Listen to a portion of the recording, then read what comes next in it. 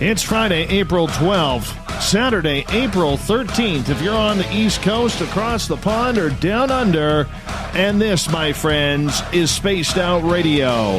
Hope you had a great day and night. I am your host, Dave Scott, broadcasting to you live from the Great White North on top of the mountains of central British Columbia, right here at SOR headquarters. We welcome you to tonight's show, including Deep Talk Radio and Revolution Radio. If you want to take a listen to our archives, they are free at youtube.com/Spaced Out Radio. Just do me the favor, hit that subscribe button. Our website is spacedoutradio.com, where we have a plethora of features for you. Rock out to Bumblefoot, shop at our store. Good way to support this show. Read up on Captain Shirk's SOR Newswire and much more. Tonight's show is brought to you by the YouTube channel Ensuho. Sebastian Martin brings high-quality messages to the masses. Head to our website, click on the Ensuho banner, and subscribe today. We were originally going to be talking about doppelgangers tonight, but I guess it's a little late for our guest in the UK because we couldn't get a hold of him. But we got to do a show, and I'll tell you, this topic was very, very simple. Solemn, but simple. A year ago tonight, millions of people around the world were listening to their different radio shows, having a good night with not much to know about what the next day would bring. Then in the evening of April 13th, the Nye County Sheriff's Department announced that legendary radio host Art Bell had passed away at 71 years old.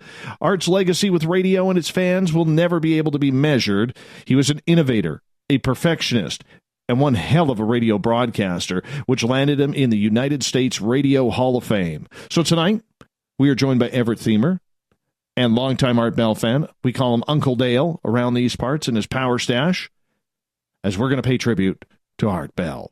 Then at the bottom of hour number 3, I will bring you the SOR Newswire. Everett, Uncle Dale, welcome to Spaced Out Radio. How are you? Awesome. I'm doing great. It's always fun to be here. Always fun as well. Absolutely. Absolutely. You know what? I do have to say this, all right? I do have to say this. I will be going out of town tomorrow for 24 hours because I know in the radio world that it's a special day, April 13th, because, you know, we lost a legend that day.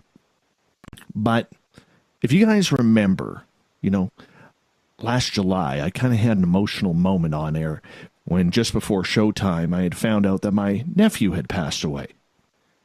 And tomorrow would have been his 30th birthday. So happy birthday, Bryce. Love you, kid. We'll be paying tribute and having a drink for you tomorrow. And so tomorrow's going to be a tough day for a lot of people. A lot of people. But nonetheless, tonight we are having to shift gears and, you know, kind of do our thing. Dale, I want to bring you in here first because you got that power stash. Your facial hair is much nicer than Everett's. Hey. No. I'm just telling the truth. Just tell the truth. Dale, you know, what do you remember about 1 year ago today? Oh, wow. I remember the bottom dropped out. It was a sea change, and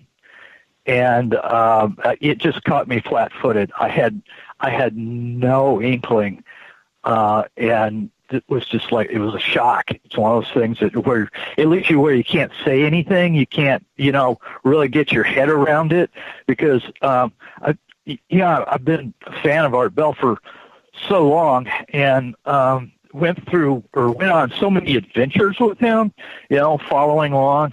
And the best UFO story, I think, of all times, I heard back in, I think it was 95 or 96.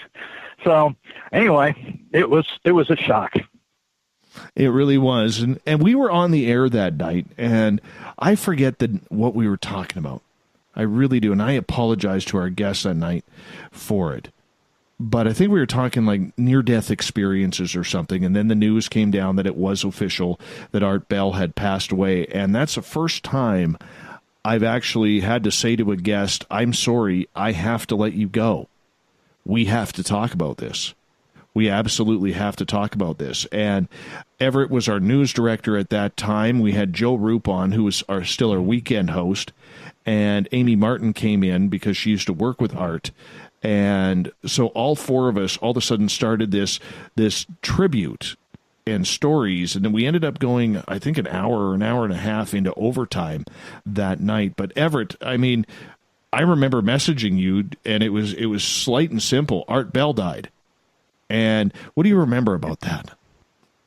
Well, I remember first there was just like one report, and we didn't know. And then all of a sudden there was this flood that everybody, within about a half hour, it was being confirmed, and people were, communicating with the Nye County Sheriff's Office. And it was kind of a hectic and crazy night. And I remember that you had a woman on, and I can't remember exactly what you were talking about, but it kind of became surreal because we were putting things together as it was happening. And it just all happened so fast.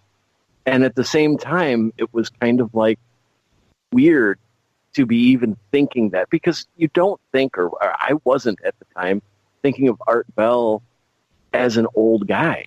And we weren't fully aware of all of his health issues at the time. We knew he had some, but it was just a very surreal and strange night, especially the way everything just kind of came together and happened. Now, of course, we know him from listening to him. I remember being in our newsroom back at Vancouver, and in the studio off to the side, we'd be broadcasting the news. But inside the newsroom itself, we would be playing Art Bell. That's the power that Art Bell had in radio. When you were listening to a different radio station in your newsroom because of the power of Art Bell, that's what happened. That's the power that he had in radio, Dale. And I'm sure, for the last, 20-some years, he really affected your life as a Power fan. Oh, yeah. And when he, especially the second time he took a hiatus before Dark Matter. I think that was the second time. But before Dark Matter, it was like, oh, man, when he stopped his show before then, I was like, well, what am I going to do now at night? And so then he had explained that he had a 2-year, or maybe this was when he stopped with Dark Matter, and he explained he had a 2-year non-compete clause to wait out.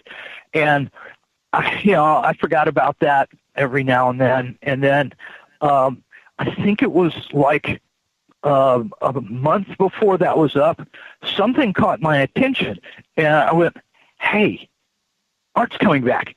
And then I started, a concentrated search for where was he going to come back to. And then started listening to Midnight in the Desert, and wow, Art was back. He had that power to make people excited. And especially, yes, he was a multiple retiree. We all know that. He made a lot of money off of his coast-to-coast days. We know that, Everett. But this was a man, though, people fell in love with the man who was on the air. But this was a man also, Everett, who behind the scenes, we know he loved women. We know he loved his 3 wives that he had, especially Erin, and Ramona, who passed away, and then Art came back on air 6 days later, unlike other people. And then all of a sudden he had Erin in his life and 2 small children, his daughter, who I believe is still single digits, and his young son, who was just a year old. This was a man who, had troubles away from the microphone in his personal life, but when that red light went on, it was perfect every night. Ev. It was. And, everybody has a right to have their own personal life. What he did away from the microphone doesn't necessarily have to affect what he does in front of the microphone or how people really perceive what he did in front of the microphone. I mean, you got to love him for, living his life the way he wanted to live it, but he still managed most of the time, almost every time, to bring 100% when he sat down to do his show. And you're right, he was a multiple retiree, but at his age, with the money that he made, he was doing it, I think, for himself anyway. And that's probably part of what made it so good. He didn't necessarily feel like he had anything he had to live up to. He did the show because he wanted to do the show, and he did it the way he wanted to do it. And I think that that's probably a big part of what made Art Bell Art Bell. Well, the thing is, and like I've always said, he was a pioneer. And like I believe I said it just the other night on the show, it took boxing centuries for Muhammad Ali. It took baseball 40 years for Babe Ruth. It took NHL hockey 70 years for Wayne Gretzky. Basketball, it took a long time for Wilt Chamberlain and then eventually Michael Jordan. But with Art Bell, he was a pioneer because he was such a craftsman of radio. I mean, he was like a beautiful artist on the air. I mean, talk about, I always tell people, we got to paint pictures because people can't see what we're talking about. And we got to make sure that they can make an image in their mind of what we are trying to describe. And I don't think there was anybody better. And the problem that we have in this paranormal field is the best came first. There's a lot of great talent out there from George Norrie on down. But it's difficult when you have to still compete against the man, the myth, and the radio legend, Art Belldale. Yeah, you know what? This irresistibly reminds me of Graham Hancock's monoliths, and I first ran into Graham Hancock through Art. Heard him, not physically ran into him. This tens of thousands of years old megalithic structures with smaller things built on top of them and smaller things built on top of them. It's the same thing. The greatest came first. Yeah, I don't know whether Art Bell used alien technology to do his shows, but interesting comparison. Well, I mean, there's a lot that happens in that. And Everett, you're a guy from the media, and I'm curious your thoughts on that. My thoughts on what? On him Art being the best first? Yeah, the best right out of the gate. Well, he came. We kind of have to remember that he didn't just jump into the paranormal and decide to start a radio show. He came from doing a normal talk show, or a political talk show, I guess, and kind of jumped into it. And as good as he was, and I don't want to make anybody mad, but was it just a matter of the right topic and the right person at the right time that made it explode? He had the talent, he found the topics, and he worked it and became a phenomenal success at it. A lot of being a great surfer is being able to catch the wave. But he rode that wave so well that, he virtually single-handedly invented a genre and a kind of show, not only a paranormal show, but a kind of interactive, take me on a journey show. Yeah, and I think you're right, Dale. I think you're right on that, because what Art did was he noticed early on during his political show that every time he would throw in a ghostly topic, a Bigfoot topic, a UFO topic, his ratings would absolutely spike.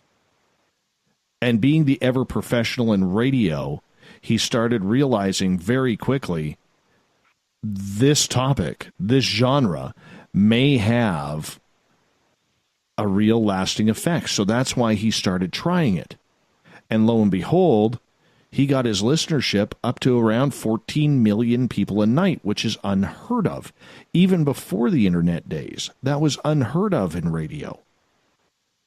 And literally within months of honing the craft of the paranormal, there he was, right on top, and nobody could compete with him.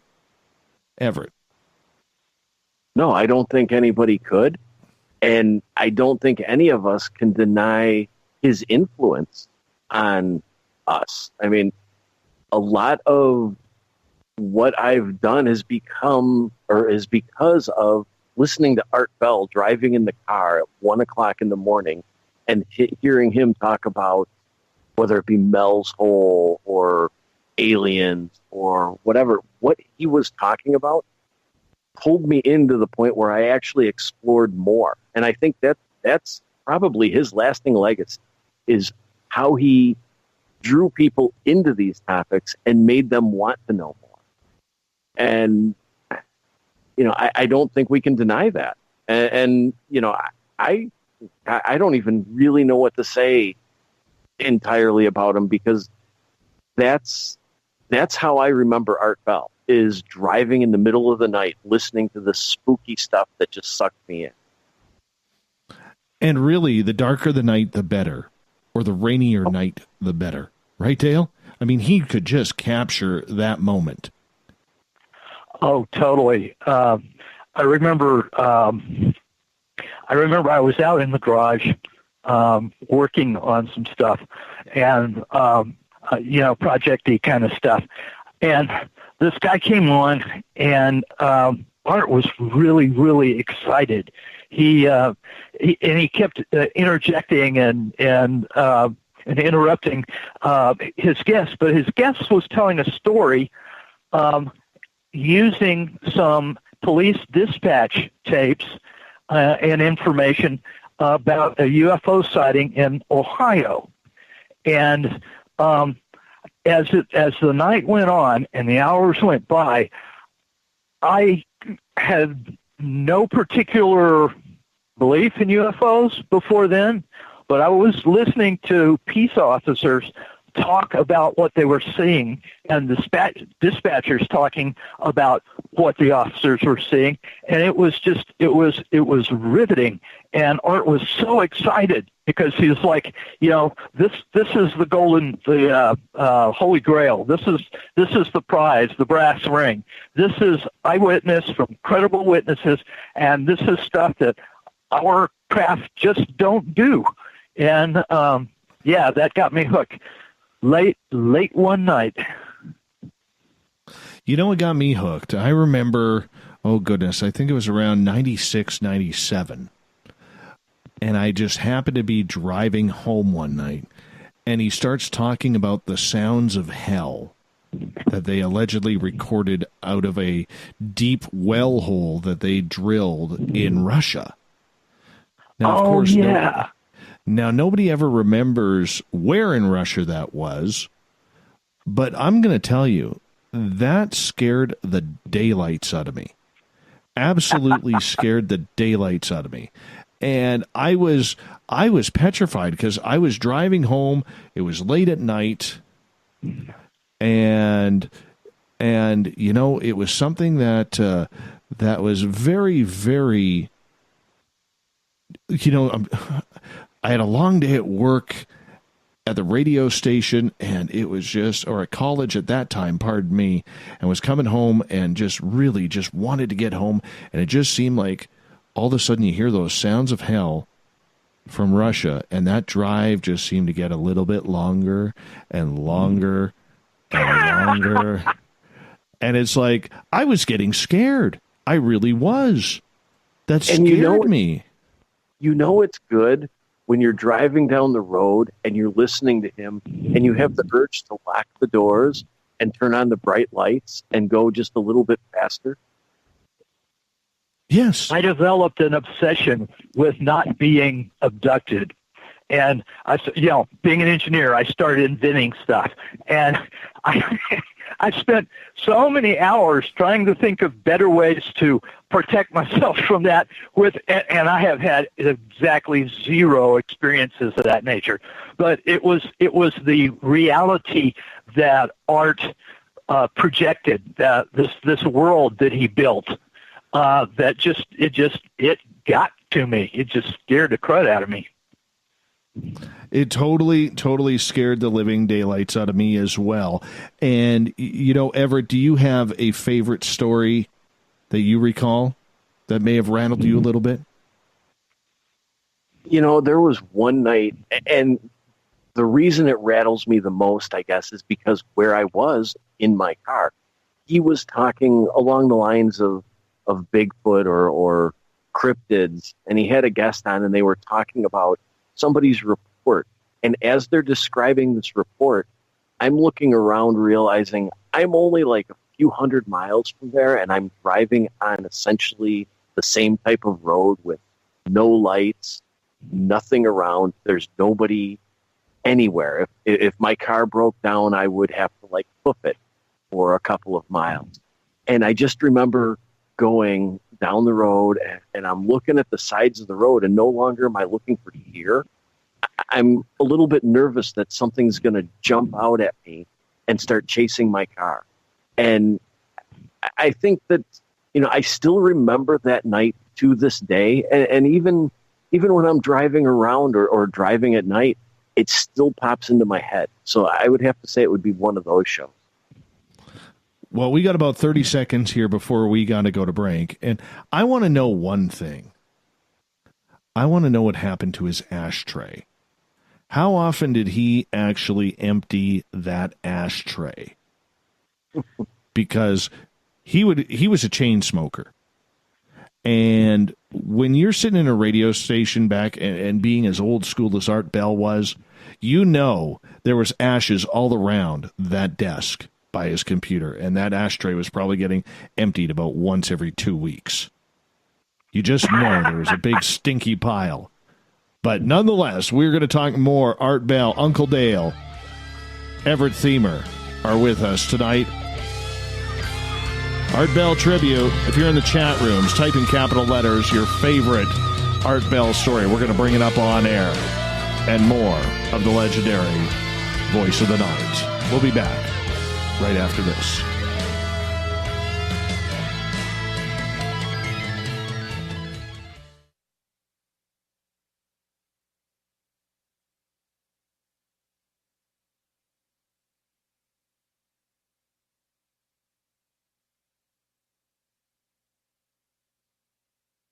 A timepiece is a reflection of who you are, and what better way to show off the real you than with an Escape watch? Escape is a lifestyle brand accessorizing your days and nights. Choose to escape and create the life of discovery that you deserve. Dream, play, unite with your own personalized Escape watch. Head to escapewatches.com. There is no time like the present to enjoy your escape. Use promo code SMF2017 for your 20% discount today. Heading to Vancouver and looking for a night on the town? The Moose Vancouver is the bar that never stops rocking until 2 a.m. every night. The Moose has great food with everything on the menu from $6.95 to $8.95. Fantastic, vibrant staff and rock and roll that will bring you back to when the music was real, the hair was long, and the guitars were rocking. Get your party on at the Moose Vancouver, the official party bar of Spaced Out Radio. Are you tired of being blocked, shadow banned, or placed in jail for simply posting your thoughts on social media? Social Media Freedom can take care of that for you. Social Media Freedom is the newest and one of the best free new apps that allows you the freedom to post what you want, when you want. It takes seconds to download from your app store. Come join the tribe at Social Media Freedom. It's time to set yourself free. Coming soon to our website, spacedoutradio.com, is the SOR Space Travelers Club. For just $5 a month, you can get into a private area on our site where you can hang with other listeners in our chat room, post in our forum, and check out a bunch of exclusive content and store that won't be found anywhere else, including a nightly after-show party with Dave. It's going to be the best $5 a month you're going to spend. The SOR Space Travelers, only at spacedoutradio.com. Are you intrigued by Paranormal Talk Radio? You'll love the new Paranormal Radio app from TalkStream Live. You'll find a great selection of talk shows covering UFOs, ghosts, strange phenomena, and much more. Download the Paranormal Radio app now and start listening to the very best in paranormal talk entertainment, including the network you're listening to right now, the Paranormal Radio app. Free in Google Play and the iOS App Store. We're bringing scientific thought to the paranormal. Hi there, this is Spaced Out Radio scientist Chris Cogswell. Join me, Chris Zuger, and Dave Scott the second Wednesday of every month, where we break down the who from the woo when it comes to everything paranormal. We'll investigate and try to bring sensible answers to those straight and sometimes outlandish questions people have. Hey, not everything has an answer, but we'll do our best. Listen in to Reality Paranormal only on Spaced Out Radio. Looking for a place to advertise at a very reasonable cost? Look no further than Spaced Out Radio. SpacedOutRadio.com has an advertising tab that you can click to check out our daily, weekly, and monthly packages to play on the radio, or our website including social media. From commercial spots to banners, we have it all. Check out our competitive pricing today.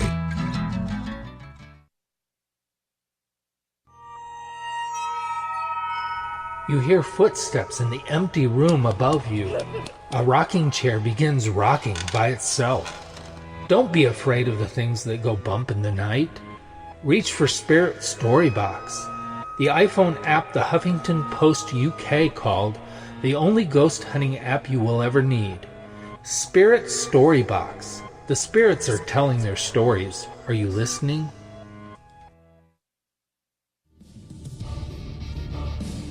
Come get spooked at the 4th Annual Forest Moon Paracon in Cedar-Woolley, Washington, Saturday, September 28th. UFOs, ghosts, aliens, Bigfoot. Speakers include Mike Morin and Jason Jordan, R. Keith Andrews, and Dave Scott from Spaced Out Radio, and so much more. There will be workshops and a VIP roundtable. Get early bird tickets now at fmparacon.com.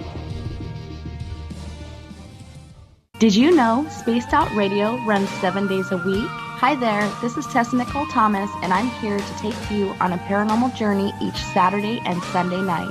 Why change the station when you have it all right here?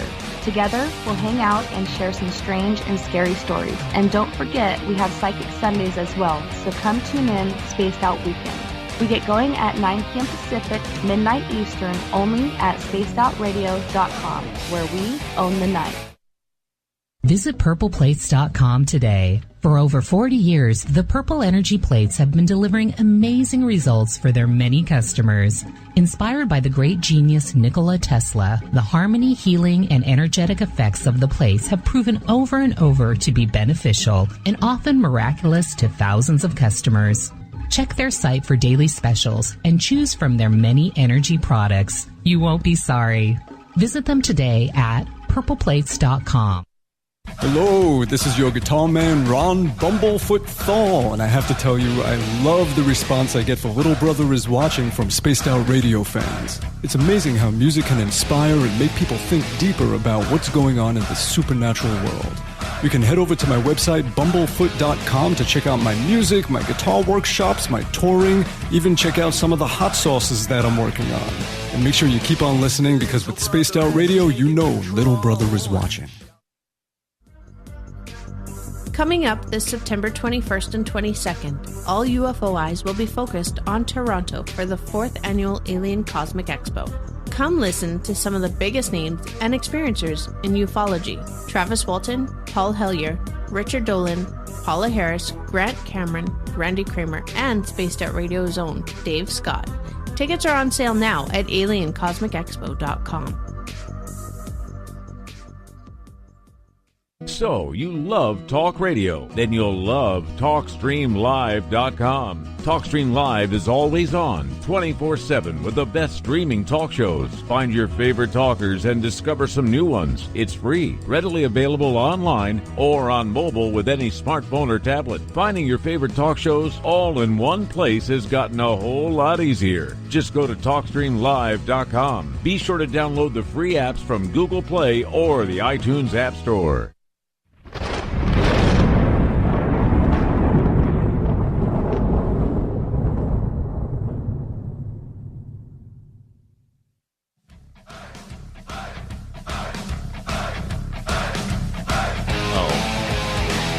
Welcome back to the second half hour of Spaced Out Radio. Tonight, I am your host, Dave Scott, sitting in the captain's chair of SOR headquarters. Thank you so much for joining us on this Friday night, early Saturday morning.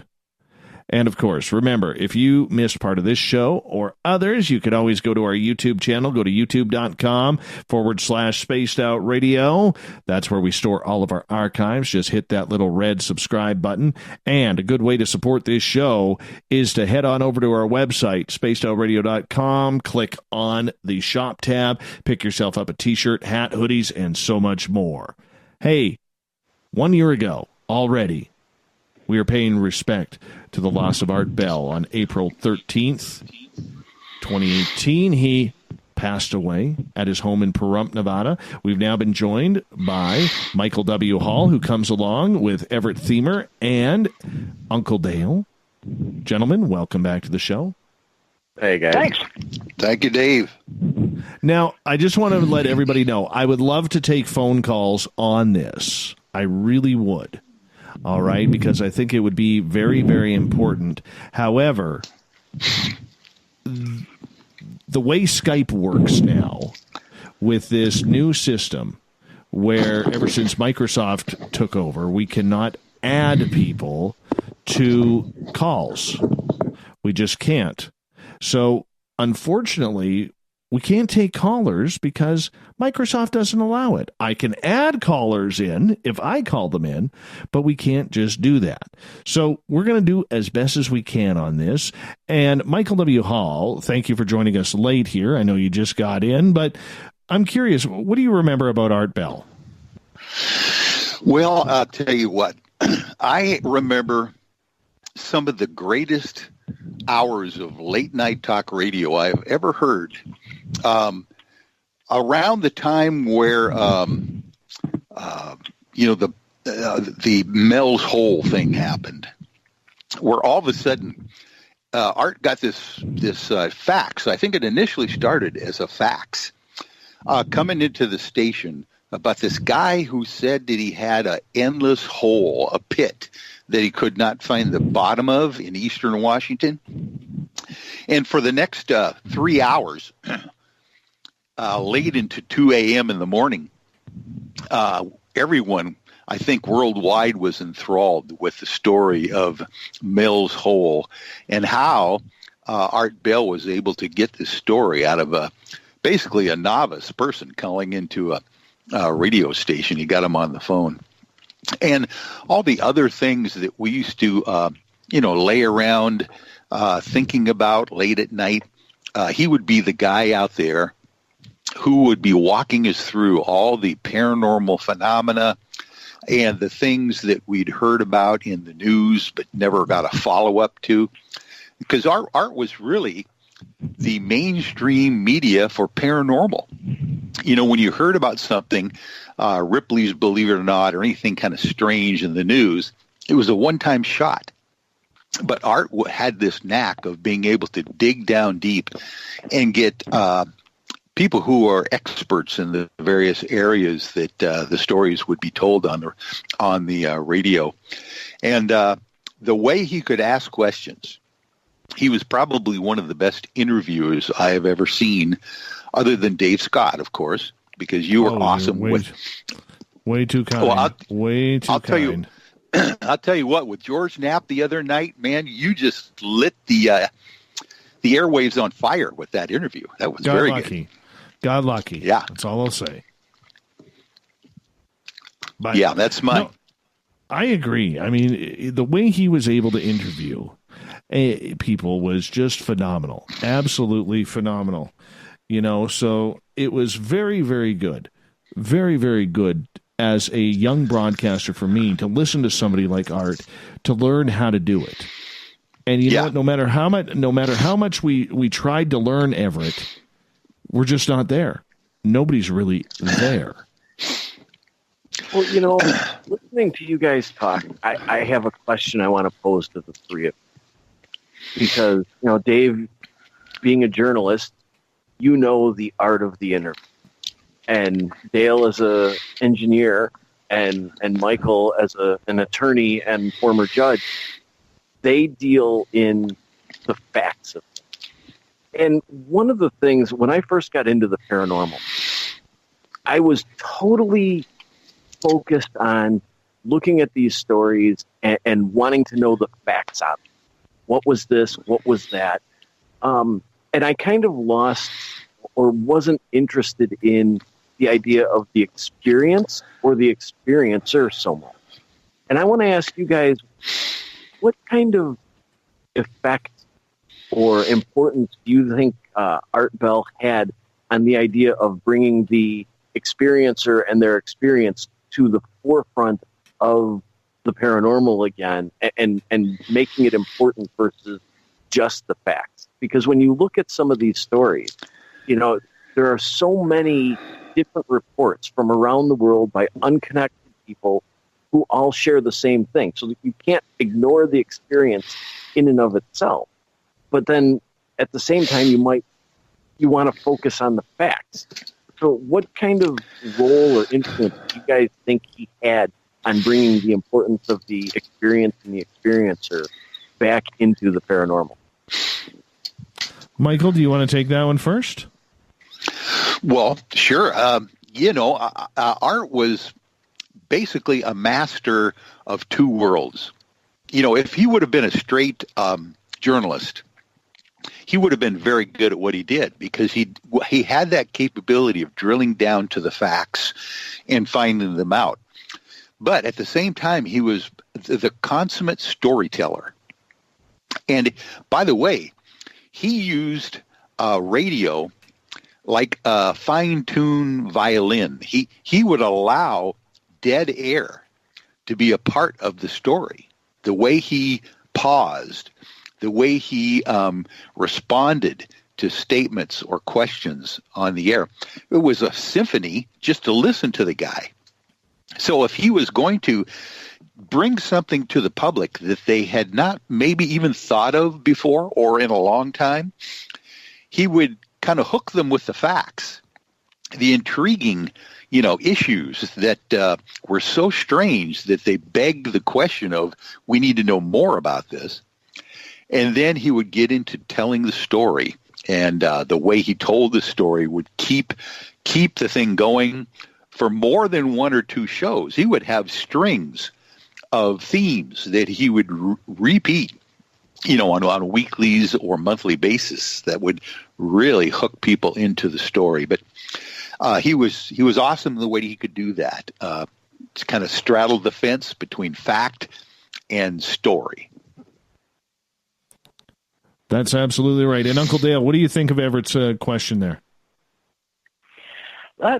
Well, okay, I don't know how it affected society in general, but it affected me really profoundly because before I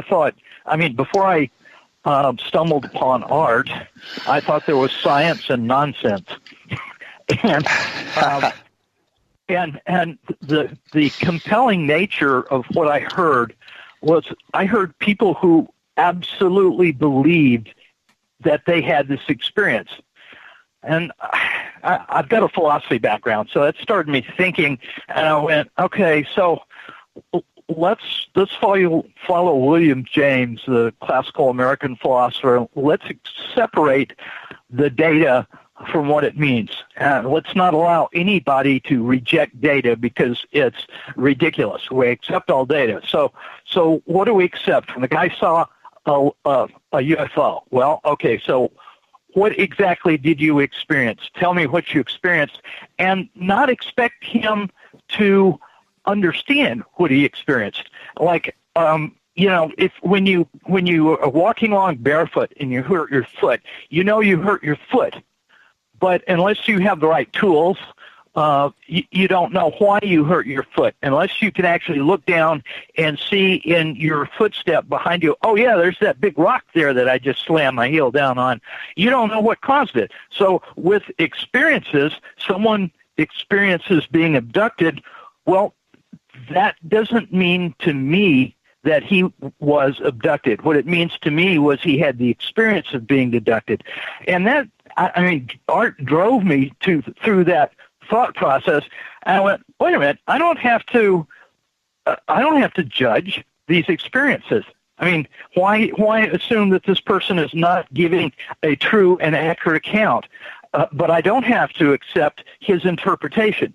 So that opened up a lot of headspace to me, and I was able to then think about the paranormal as something that was an actual phenomenon. So I went from a guy with his eyes closed to a guy with at least one eye open.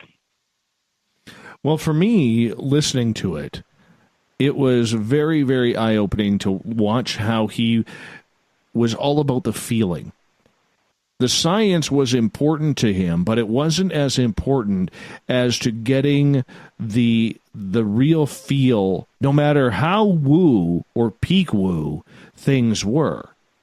It never seemed to cut into what he was doing. And if he found someone was at peak woo times 2, he'd deliver that interview until we got peak woo times 10. And sometimes you could tell that he was playing along the guest, but the guest never knew. And in the meantime, you're laughing as a listener because this guy's now telling you how, he goes into his basement and there's a closet full of alligator-like reptilians coming out of this doorway and grabs his shotgun and tells Ma to grab the sledgehammer. I'm being facetious here, but that's kind of the way it was. And the more telling he could get and the more detail he could get out of somebody, that's what I meant by painting a picture. He was perfect at it, Everett. He was absolutely perfect. And I think that is a very, very lost cause, or lost path, I should say, in paranormal radio today. There are very few doing it. I think Vic Cundiff does a great job of that with his Dogman encounters. I think, love him or hate him, Dark Waters does a great job in telling those types of stories. Jim Harold does as well. There's a number of podcasters out there that do.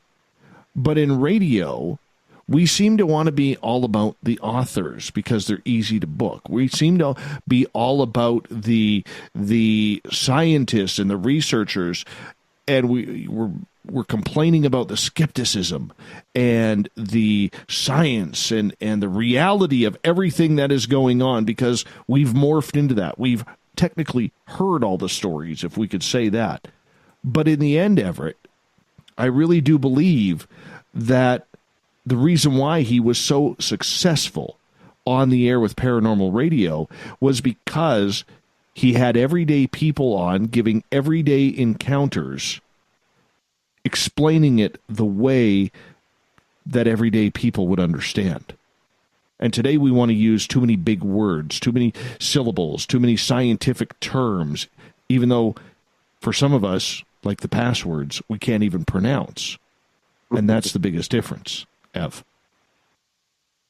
I think I would agree. I think, there's something to be said to finding those gems out there that he found that weren't big names, that kind of came out of nowhere.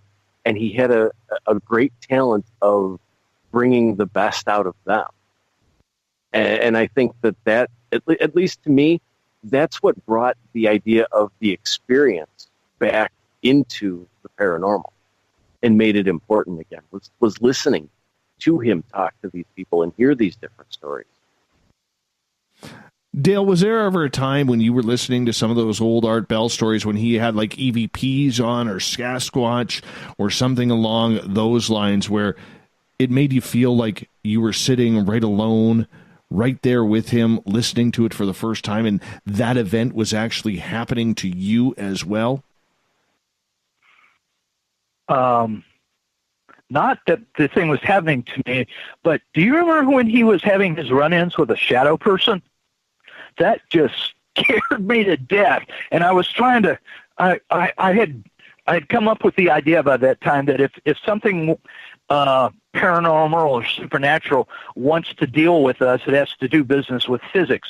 So a shadow person has to actually, be messing with photons kind of thing. And I was talking to him, it was right at the end of the show, and we were talking about, okay, so what could you do with shadow people? And I was thinking, laser, flash gun, mirror, what can you do?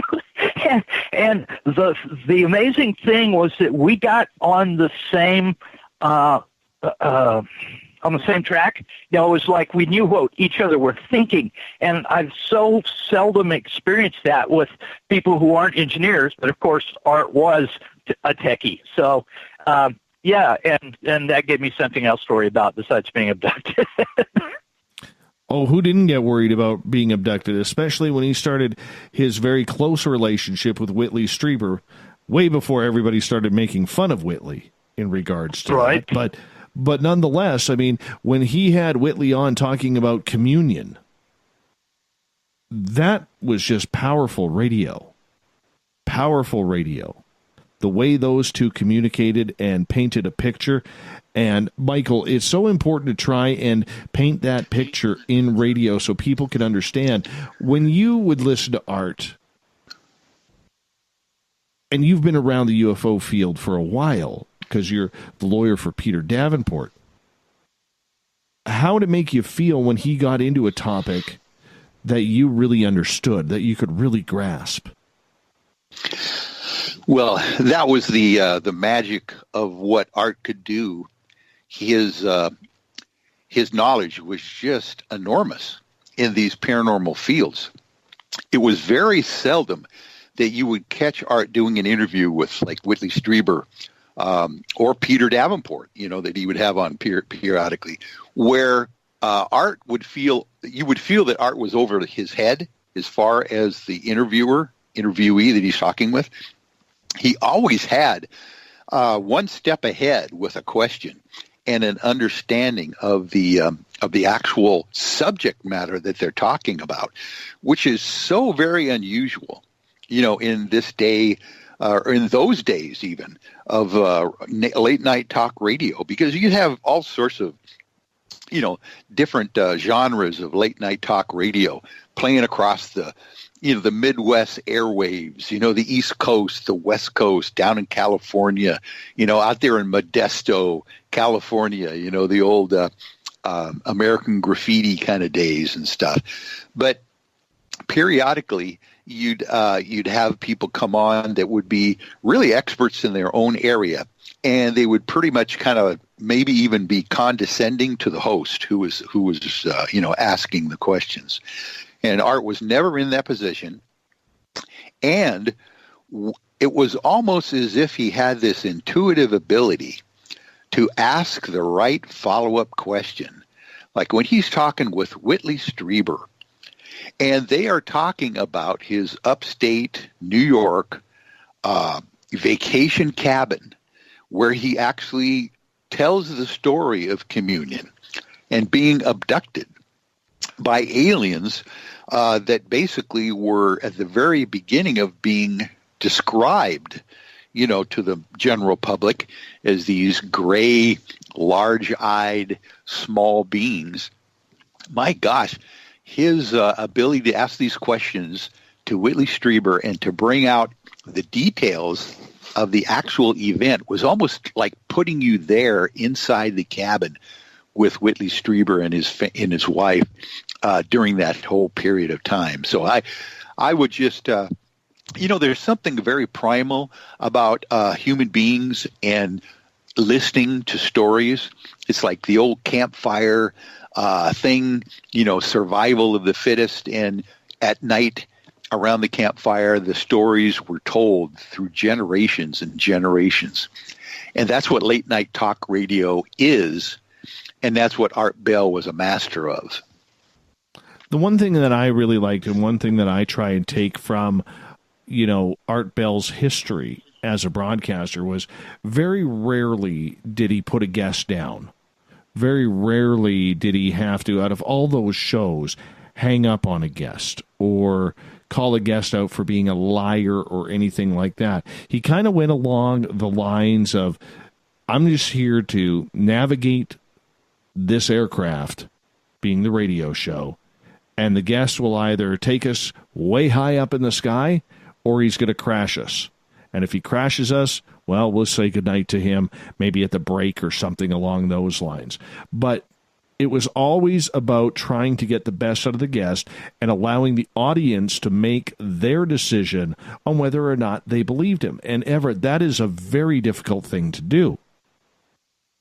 It's hugely difficult, and it shows that, it shows his professionalism and his desire to hear the story and let the guest tell the story, but also his ability to pull the story out of a guest. Because sometimes you have to, like Michael said, he always seemed to have the perfect follow-up question. Sometimes you need to know the guest story as well as they do. And he did that research, and he had that ability to work these stories. And I think that that's something that, in a sense, we're kind of lacking today, except for a few people.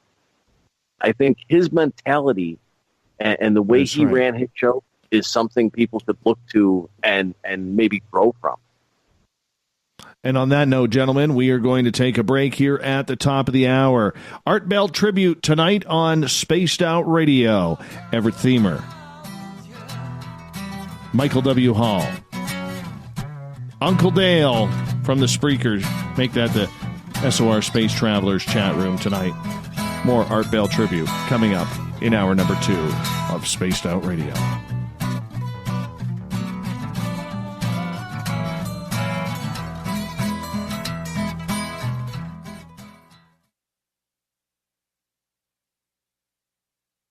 Did you know Spaced Out Radio runs 7 days a week? Hi there, this is Tessa Nicole Thomas, and I'm here to take you on a paranormal journey each Saturday and Sunday night. Why change the station when you have it all right here? Together, we'll hang out and share some strange and scary stories. And don't forget, we have Psychic Sundays as well, so come tune in Spaced Out Weekend. We get going at 9 p.m. Pacific, midnight Eastern, only at spacedoutradio.com, where we own the night.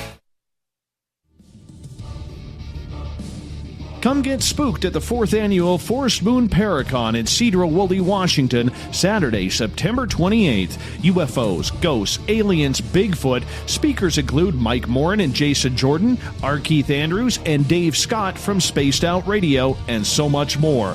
There will be workshops and a VIP roundtable. Get early bird tickets now at fmparacon.com.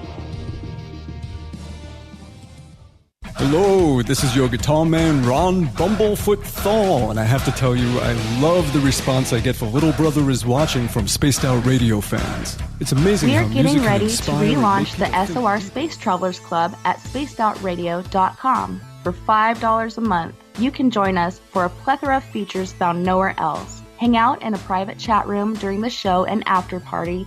You can check out some exclusive content and a store specifically for you, as well as a private listener forum where you can post your thoughts, stories, and pictures. The SOR Space Travelers Club, coming soon to spacedoutradio.com. Looking for a place to advertise at a very reasonable cost? Look no further than Spaced Out Radio. SpacedOutRadio.com has an advertising tab that you can click to check out our daily, weekly, and monthly packages to play on the radio, or our website including social media. From commercial spots to banners, we have it all. Check out our competitive pricing today. The Call of the Wild is in Vancouver. The Moose Vancouver is one of the hottest bars and restaurants in the city. Open until 2 a.m. nightly, the Moose will rock you like a hurricane all night long. Great food with everything on the menu at $6.95 near the corner of Nelson and Granville. Get your horns up and come rock with us. The Moose Vancouver, the official rocking bar of Spaced Out Radio. Heading to Vancouver and looking for a night on the town? The Moose Vancouver is the bar that never stops rocking until 2 a.m. every night. The Moose has great food with everything on the menu from $6.95 to $8.95. Fantastic, vibrant staff and rock and roll that will bring you back to when the music was real, the hair was long, and the guitars were rocking. Get your party on at the Moose Vancouver, the official party bar of Spaced Out Radio. Get your horns up with me on Spaced Out Radio. This is Ron Bumblefoot Thal. Come tune in to SOR where you can hear me rock out with Little Brother is Watching, the official theme song of Spaced Out Radio. And then come on over to bumblefoot.com where you can find out about my tour schedule, my music, and everything else. Bumblefoot.com keeps you up to date on what I'm doing and the best way to stay in touch with my music and music camps. Sign up for my newsletter at bumblefoot.com and remember, Little Brother is Watching. Find your escape where time has no limits. It's about living today and cherishing the heritage of yesterday. A spirit of adventure for what is new with the nostalgia of the past. Your timepiece is a reflection of who you are. Life surrounded by beauty from the world around us to the soul within. EscapeWatches.com. There is no time like the present to enjoy your escape. Use promo code SMF2017 for your 20% discount today. Visit purpleplates.com today. For over 40 years, the Purple Energy Plates have been delivering amazing results for their many customers. Inspired by the great genius Nikola Tesla, the harmony, healing, and energetic effects of the plates have proven over and over to be beneficial and often miraculous to thousands of customers. Check their site for daily specials and choose from their many energy products. You won't be sorry. Visit them today at purpleplates.com. Coming up this September 21st and 22nd, all UFO eyes will be focused on Toronto for the 4th Annual Alien Cosmic Expo. Come listen to some of the biggest names and experiencers in ufology. Travis Walton, Paul Hellyer, Richard Dolan, Paula Harris, Grant Cameron, Randy Kramer, and Spaced Out Radio's own Dave Scott. Tickets are on sale now at aliencosmicexpo.com.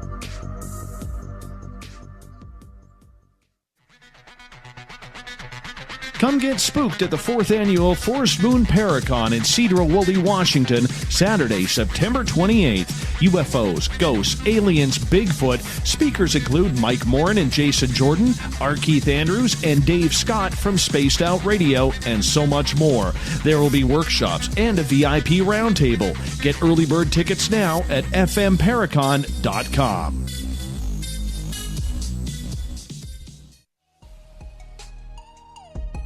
Canada's largest UFO conference is ready to roll in Toronto this September 21st and 22nd at the Alien Cosmic Expo. This year is about the experience. Listen to the stories of Dave Scott, Travis Walton, Paula Harris, Grant Cameron, Ryan Stacey, Richard Dolan, Leslie Mitchell-Clark, and more. Get your tickets now at aliencosmicexpo.com.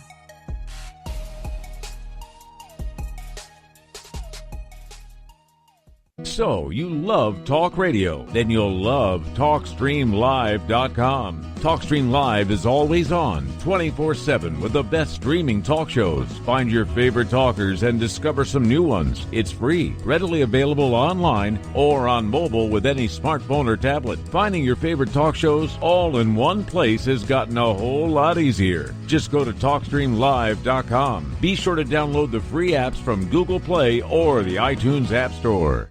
The freedom to post what you want, when you want. That's the social media freedom you need. Social Media Freedom is the free app in your app store. No need to worry about going to jail or being shadow banned any longer. It's the freedom to say what you feel. The freedom to know Big Brother isn't watching. It's the way social media is supposed to be. Social Media Freedom. It's time to set yourself free. Download from your app store today. A timepiece is a reflection of who you are, and what better way to show off the real you than with an Escape watch. Escape is a lifestyle brand accessorizing your days and nights. Choose to escape and create the life of discovery that you deserve. Dream, play, unite with your own personalized Escape watch. Head to escapewatches.com. There is no time like the present to enjoy your escape. Use promo code SMF2017 for your 20% discount today. You're listening to Spaced Out Radio with Dave Scott. Follow Dave on Twitter at Spaced Out Radio and on Facebook, Spaced Out Radio Show. Welcome back to hour number 2 of Spaced Out Radio tonight. I am your host, Dave Scott. Thank you so much for being with us. Tomorrow night on the show and Sunday, Tessa Nicole Thomas is back with Spaced Out Weekend. She gets going at 9 o'clock Pacific, midnight Eastern at spacedoutradio.com. Hi to everyone listening in on WQEE 99.1 FM in Noonan, Georgia, KDUN AM 1030 in Reedsport, Oregon, KZFX 93.7 FM in Ridgecrest, California, and UPRN 107.7 FM in New Orleans. On the digital side, hi to everyone listening in on Revolution Radio and Deep Talk Radio. Good to have you with us. Remember, all of our archives are free at youtube.com/Spaced Out Radio. Just do me the favor, hit that subscribe button. The Desert Clam has set the password for tonight in the SOR Space Travelers Club. Loughton Clavisymbol. Loughton Clavisymbol is your password. Make sure you use it wisely, Space Travelers, as the Clam sets the password each and every night right here on the mighty SOR. Our website is spacedoutradio.com, where we have a plethora of features for you. Rock out to Bumblefoot, do a little shopping at our Spaced Out Radio store. Great way to support this show. Read up on Captain Shirk's SOR Newswire, and so much more. It's an Art Bell tribute tonight, as April 13th, 2018, the legend of the night, passed away at his home in Pahrump, Nevada. Tonight we have paranormal lawyer Michael W. Hall with us, Everett Themer, former news director of Spaced Out Radio, and, of course, Uncle Dale, representing the chatters, the fans from the SOR Space Travelers Club on Facebook. Gentlemen, thank you so much for being here. And, you know, we look at the history of Art Bell. He started off in radio, of course, a long, long time ago, when radio was the big time. It was very large. People spent their weekends and their nights listening to radio. It wasn't about television. It wasn't about Netflix. It wasn't about going to the movies. It was about radio, whether it was music or talk. And he was able to capture that very, very well. And then in the early 90s, he started Coast to Coast AM, which was syndicated to over 600 radio stations across the world. Never mind just the United States and Canada, the world. And of course, that led to him selling Coast to Coast to Premier Radio Networks, which a lot of people felt was the beginning of the end for the legend. There was the upset arguments that he had with them. And in, I believe it was, when was it?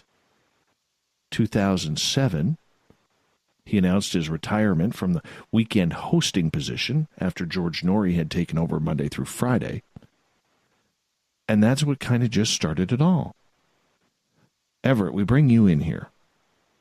When you look back at the way his career kind of went up and down, people stuck with him. People stuck with him. As a broadcaster, people would say, how many chances does a guy get? Yeah, but, you know, with his ability to tell a story, people wanted that. People still want that and still miss it. I mean, here we are. We're talking about it. He gets as many chances as he wants if people want to listen. If people want him, or you know, when people want it, when they wanted him to come back, I guess you get as many chances as you want. He did take some heat for it here and there, and you know, there were comments and things amongst industry people, but ultimately it was Art Bell, and there was nothing better than to slide into bed. And like you said, you know, listening to radio was where it was at back. To slide into bed and listen in the dark and hear these spooky stories or these weird stories or these odd stories. As long as he could pull in the audience, I think he gets as many times as he wants to retire and come back and do whatever he wants. Well, he eventually ended up on Sirius XM for a very short time with Art Bell's Dark Matter. It began September 16th, 2013. and ended just 6 weeks later on November 4th due to a contract dispute, so to speak. He was then banned from going on the air for almost 2 years due to a non-compete clause, but he returned starting up Midnight in the Desert with Keith Rowland, his longtime producer, on July 20th, 2015. And, of course, it was available on TuneIn. Radio stations were getting very excited that Art was coming back. Art's ego wanted him to take over the nights once again, and it started a little bit of a radio war, Michael, between Coast to Coast AM and Art Bell's Dark Matter in trying to get radio stations. Yes. Yeah, that is, and you know, it's almost like, not that George Norrie was the young gun compared to Art Bell's gunslinger, but it was almost like the OK Corral, you know, the two guys that were, the tops in the industry, going at it nightly against each other. And it was the heyday for talk radio. When you have that ability as an audience member to be able to pick and choose from night to night. Let's face it, you're sitting there with a radio program that's competing with all the other radio programs on a nightly basis, and not every night are you going to hit a home run as a talk show host. You know that, Dave. And, of course, you're competing against, at that level, Art Bell, who can hit it out of the park like Babe Ruth almost any night of the week that he wanted to. I would imagine that was quite a time for those guys to deal with just the legacy that Art had created up to that point. I agree with you on that. And Uncle Dale, we bring you in here in regards to the history of everything. And Mike, we'll get you to mute your mic there for a second. But Uncle Dale, in regards to the life and times with his career, when he came back and started the digital format of Midnight in the Desert, as a fan, what were you thinking at that point when you saw these two heavyweights in Art Bell and George Norrie going head to head on a nightly basis? Well, I didn't actually pay much attention to Coast after Art left, but what struck me with him coming back with the digital was that he was doing the same thing in a new media that he had done on the radio. He was now harnessing the power and the reach and the magic of the internet to build the same world that he had done on the radio. And I'm going, how many firsts is this guy going to rack up? I mean, how many genres, how many things is he going to invent? I mean, he could have patented that, and yeah. So I was amazed, and you just stand there with think about it and go, wow. So now he's bringing this revolution to the internet. It's a whole new world. It's a whole new thing, but it's Art Bell again, and if anybody can do it, Art can do it. I understand that, but in the defense of everybody else, internet radio at that point had been well underway with literally thousands of Blog Talk Radio, Mixler, YouTube type shows out there. So it wasn't that he was crafting his own skill. What made it so much different, Dale, in your opinion as a listener? I think it was that, you remember he used to talk to truckers a lot? Well, that was a whole new group of people that didn't have access before Art, or at least I don't know of that as a widespread phenomenon, but I'm pretty insular. But the internet geeks, the guys who are surfing late at night or playing video games or working on projects and that sort of stuff, it was, to me, well, you remember when the internet started becoming real? And you could actually have bulletin board chats with people and stuff like that. That was the feeling I was getting, that here's a whole new group of people who've been isolated, cut off, and not in a radio station area that carries him, and now it's opened up. And I think I was really disappointed with Sirius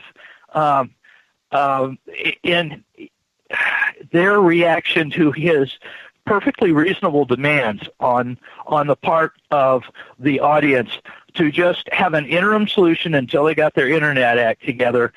And so, yeah, I mean, it didn't actually work out, but I think it paved the way for other people. I don't know. Well, what's your take on that?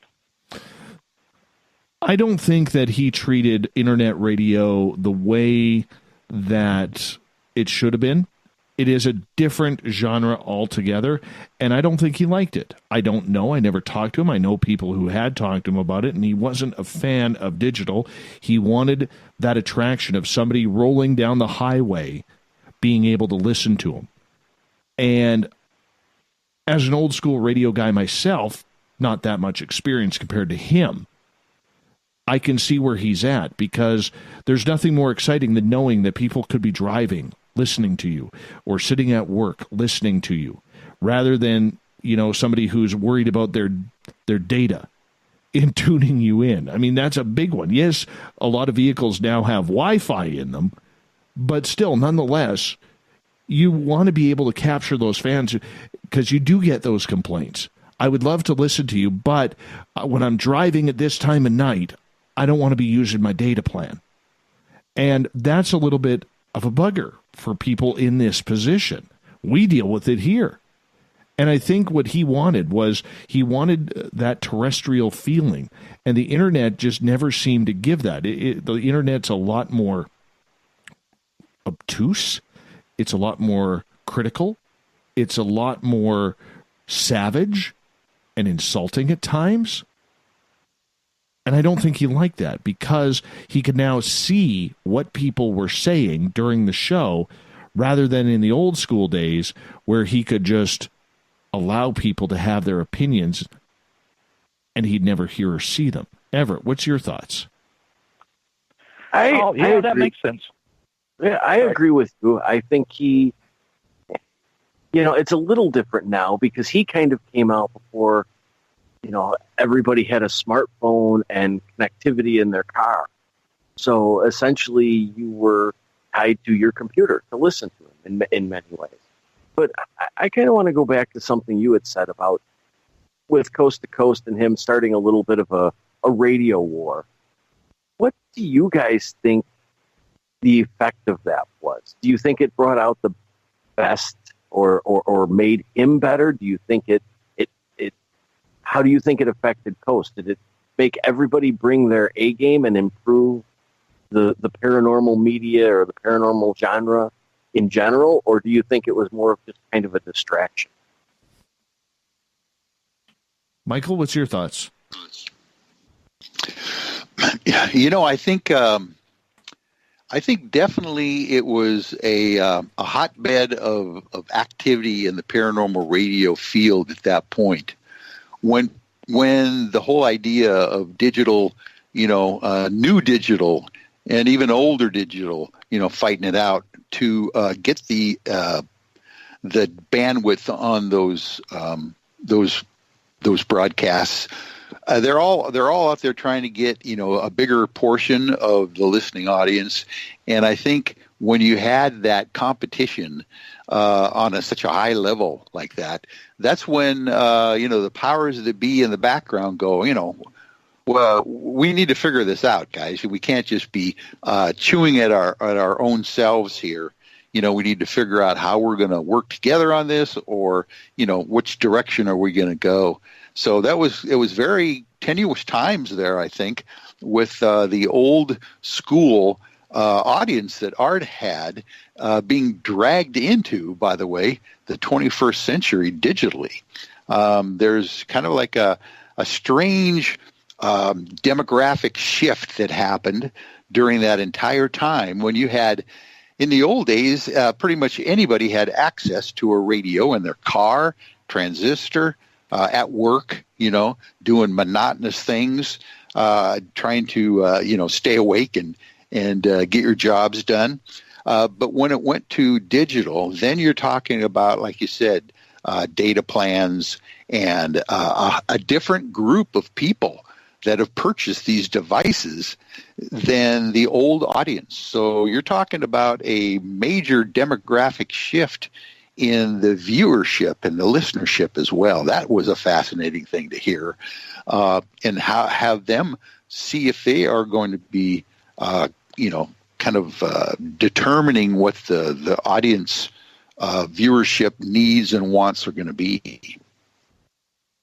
Well, I think another part to that, though, guys, too, was art was getting older, and the internet crowd was getting younger. And do you guys think at all, and Dale, we'll start with you on this one, that he was able to connect with that younger audience who is seeking more answers and maybe even a little bit more woo in the paranormal? Wow. Good question. I'm no spring chicken. So I really don't have any feel for that. Next. How about, well, I think it's an important question. I'll move that over to Everett. Everett, what do you think? I think he had an ability to connect with the younger crowd. I mean, my son listened to a lot of Art Bell. He started listening with me. He listened on his own off and on. I think the one thing that was maybe the issue with that younger crowd is that they were or are kind of looking for a variety of different things. I mean, they didn't start with Art Bell from the beginning and get sucked in. So they heard him, they knew him, they were attracted to him, but they also had these other younger and different hosts and shows and things that they were listening to too, because by then it had kind of expanded and there were other options out there. So I think he was able to connect with the young crowd, but just like when anything gets oversaturated, he may have connected with them, but not kept all of them or many of them. But I don't think it was necessarily his fault. I think it was more of a saturation of the market of so many other shows out there that these kids were listening to and looking at. Well, the one thing the internet did provide was it provided a lot of, and still does, a lot of subgenres in these topics. You can get 100 or 200 different podcasts on UFOs, and everybody will have something different to say about their opinion. The internet has done a beautiful thing, is it's allowed people to give their voice. But the downside to that is what it has done is it's basically allowed people to have a shorter attention span, number one. But number two, if you don't agree with what is being said, you find the next podcast that does agree with your opinion. And you keep going back there because everything is broken down so much now that you don't have people looking for other sides of opinion anymore. They just want to be sided with. And that's something that I have noticed. Michael, have you noticed that with yours? Yeah. You said something very telling a moment ago when you mentioned attention span.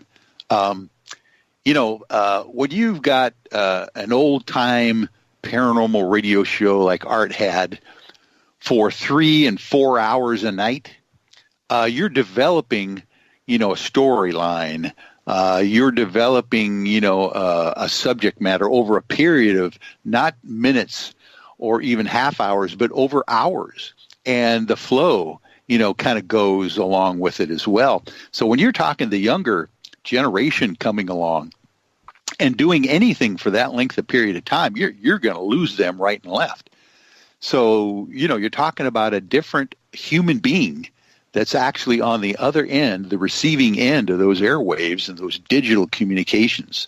And it's fascinating to me to see how consumers, like, for instance, the baby boomers, which I am a part of that generational era. Everyone born between 1946 and 1964, was the largest group of human beings to arrive on the planet, at least in modern times. And basically, since birth, we had driven the manufacturing and the consuming of things because we're such a large demographic community. But nowadays, with the younger millennials and the Generation Xers and Ys and all these guys out there, they're so rapid fire. They're so in connection with one another completely that if they don't get what they are seeking for in a matter of nanoseconds, they're on to the next thing. So you're correct about that. One of the tough things that I've noticed being in this genre now for 4.5 years is, as we got about 2 minutes to go here, is, Everett, there's a lot of people who will say, oh, you're just trying to be like Art Bell. You're just a wannabe Art Bell. You sound nothing like Art Bell. Well, no, I'm not trying to be Art Bell. I'm trying to be Dave Scott, much like Dave Schrader is trying to be Dave Schrader, or Rich Giordano is trying to be Rich Giordano, or Eric Cooper is trying to be Eric Cooper, Erica Luke, same thing. He had that ability to make people judge. Are we a bunch of copycats out there? Well, we are on the topics, Everett, but in general, what's your thoughts of the public not giving a lot of other shows the opportunity? Well, I think in many regards, the paranormal and the paranormal media is still very new. So I think that it makes sense that people get compared to Art Bell, but I think that the public and the listeners need to at least recognize that most of these people are trying to find their own voice. I mean, there's no reason for anybody to, quote unquote, copy Art Bell. Yeah, some of the topics are the same. Certainly, styles are different. And I've heard so many people say, well, this guy sounds like he's trying to be Art Bell. This person sounds like he's trying to be Art Bell. The thing is, if you listen to them, they don't sound anything like Art Bell. They're not doing it at all in the same way. I think people are just kind of hearing the topics, hearing the discussion, and deciding, oh, that's like Art Bell, and not giving a lot of these hosts the credit or the opportunity and the listen to sit down and hear how they're approaching the topic. But I also kind of think that that's sort of the state we're at with this media. And I think that will die down a little bit as time goes by and more people develop, their shows more and find a more distinct style for each other. And I think absolutely. I'm going to cut you off right there, Ev. We're going to go to break. We'll continue this discussion on podcasting and the Art Bell effect right after this on Spaced Out Radio.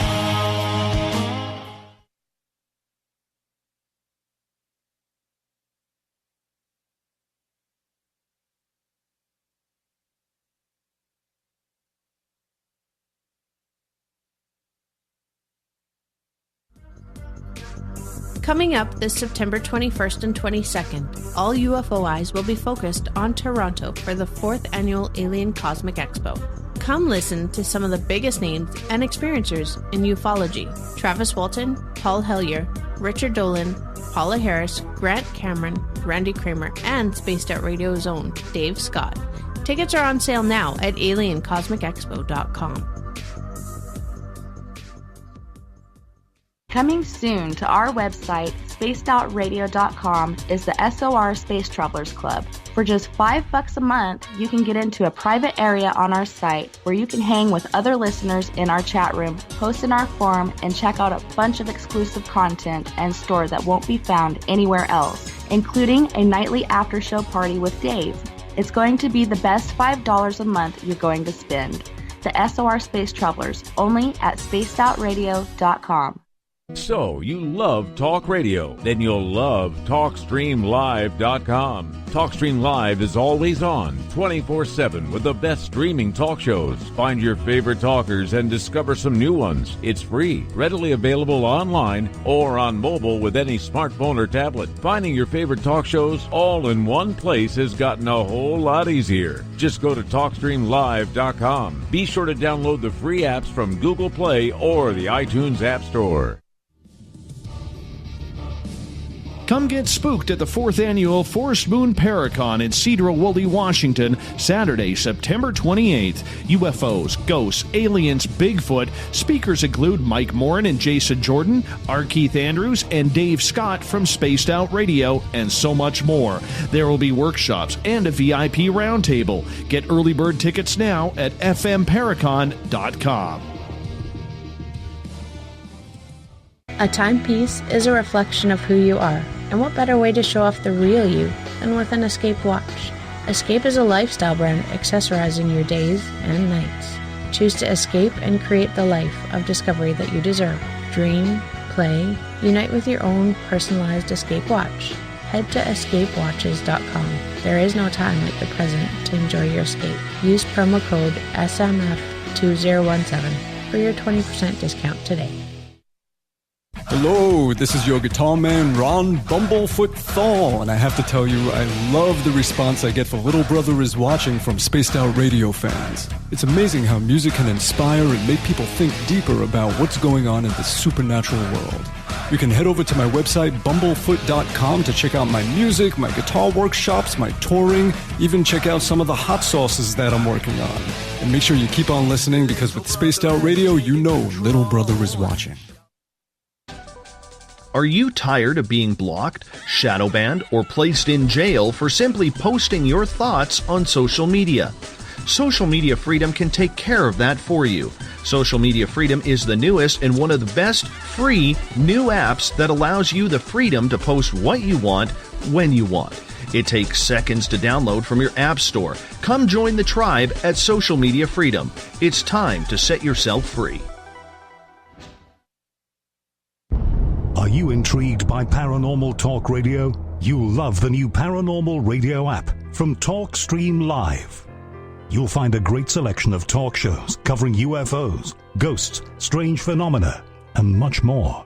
Download the Paranormal Radio app now and start listening to the very best in paranormal talk entertainment, including the network you're listening to right now, the Paranormal Radio app, free in Google Play and the iOS App Store.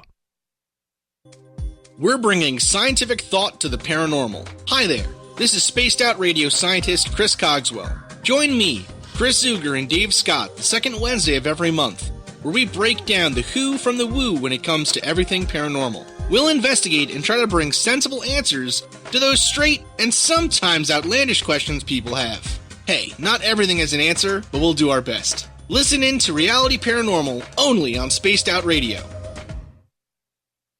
Did you know Spaced Out Radio runs 7 days a week? Hi there, this is Tessa Nicole Thomas, and I'm here to take you on a paranormal journey each Saturday and Sunday night.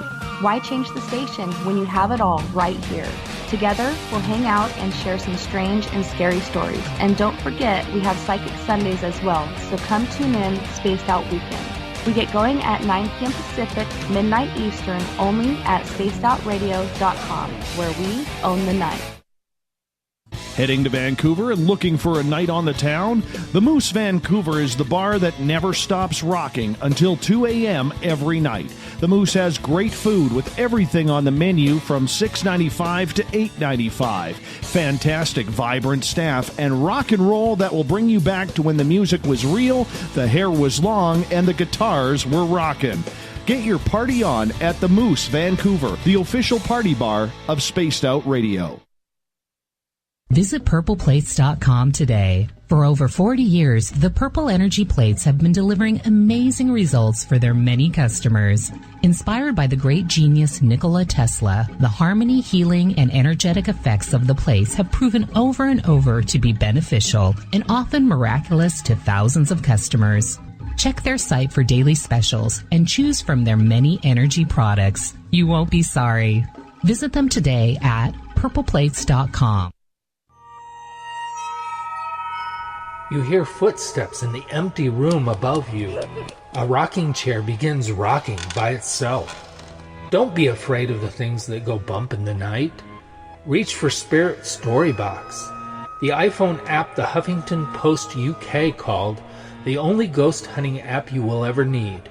Spirit Storybox. The spirits are telling their stories. Are you listening? Looking for a place to advertise at a very reasonable cost? Look no further than Spaced Out Radio.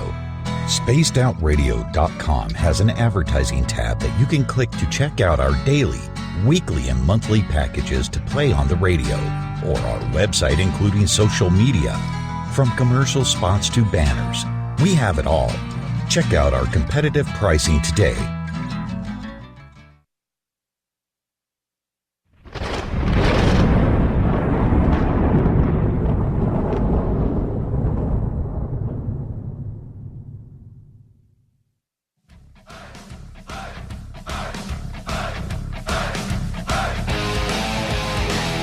We've passed the halfway point of Spaced Out Radio tonight.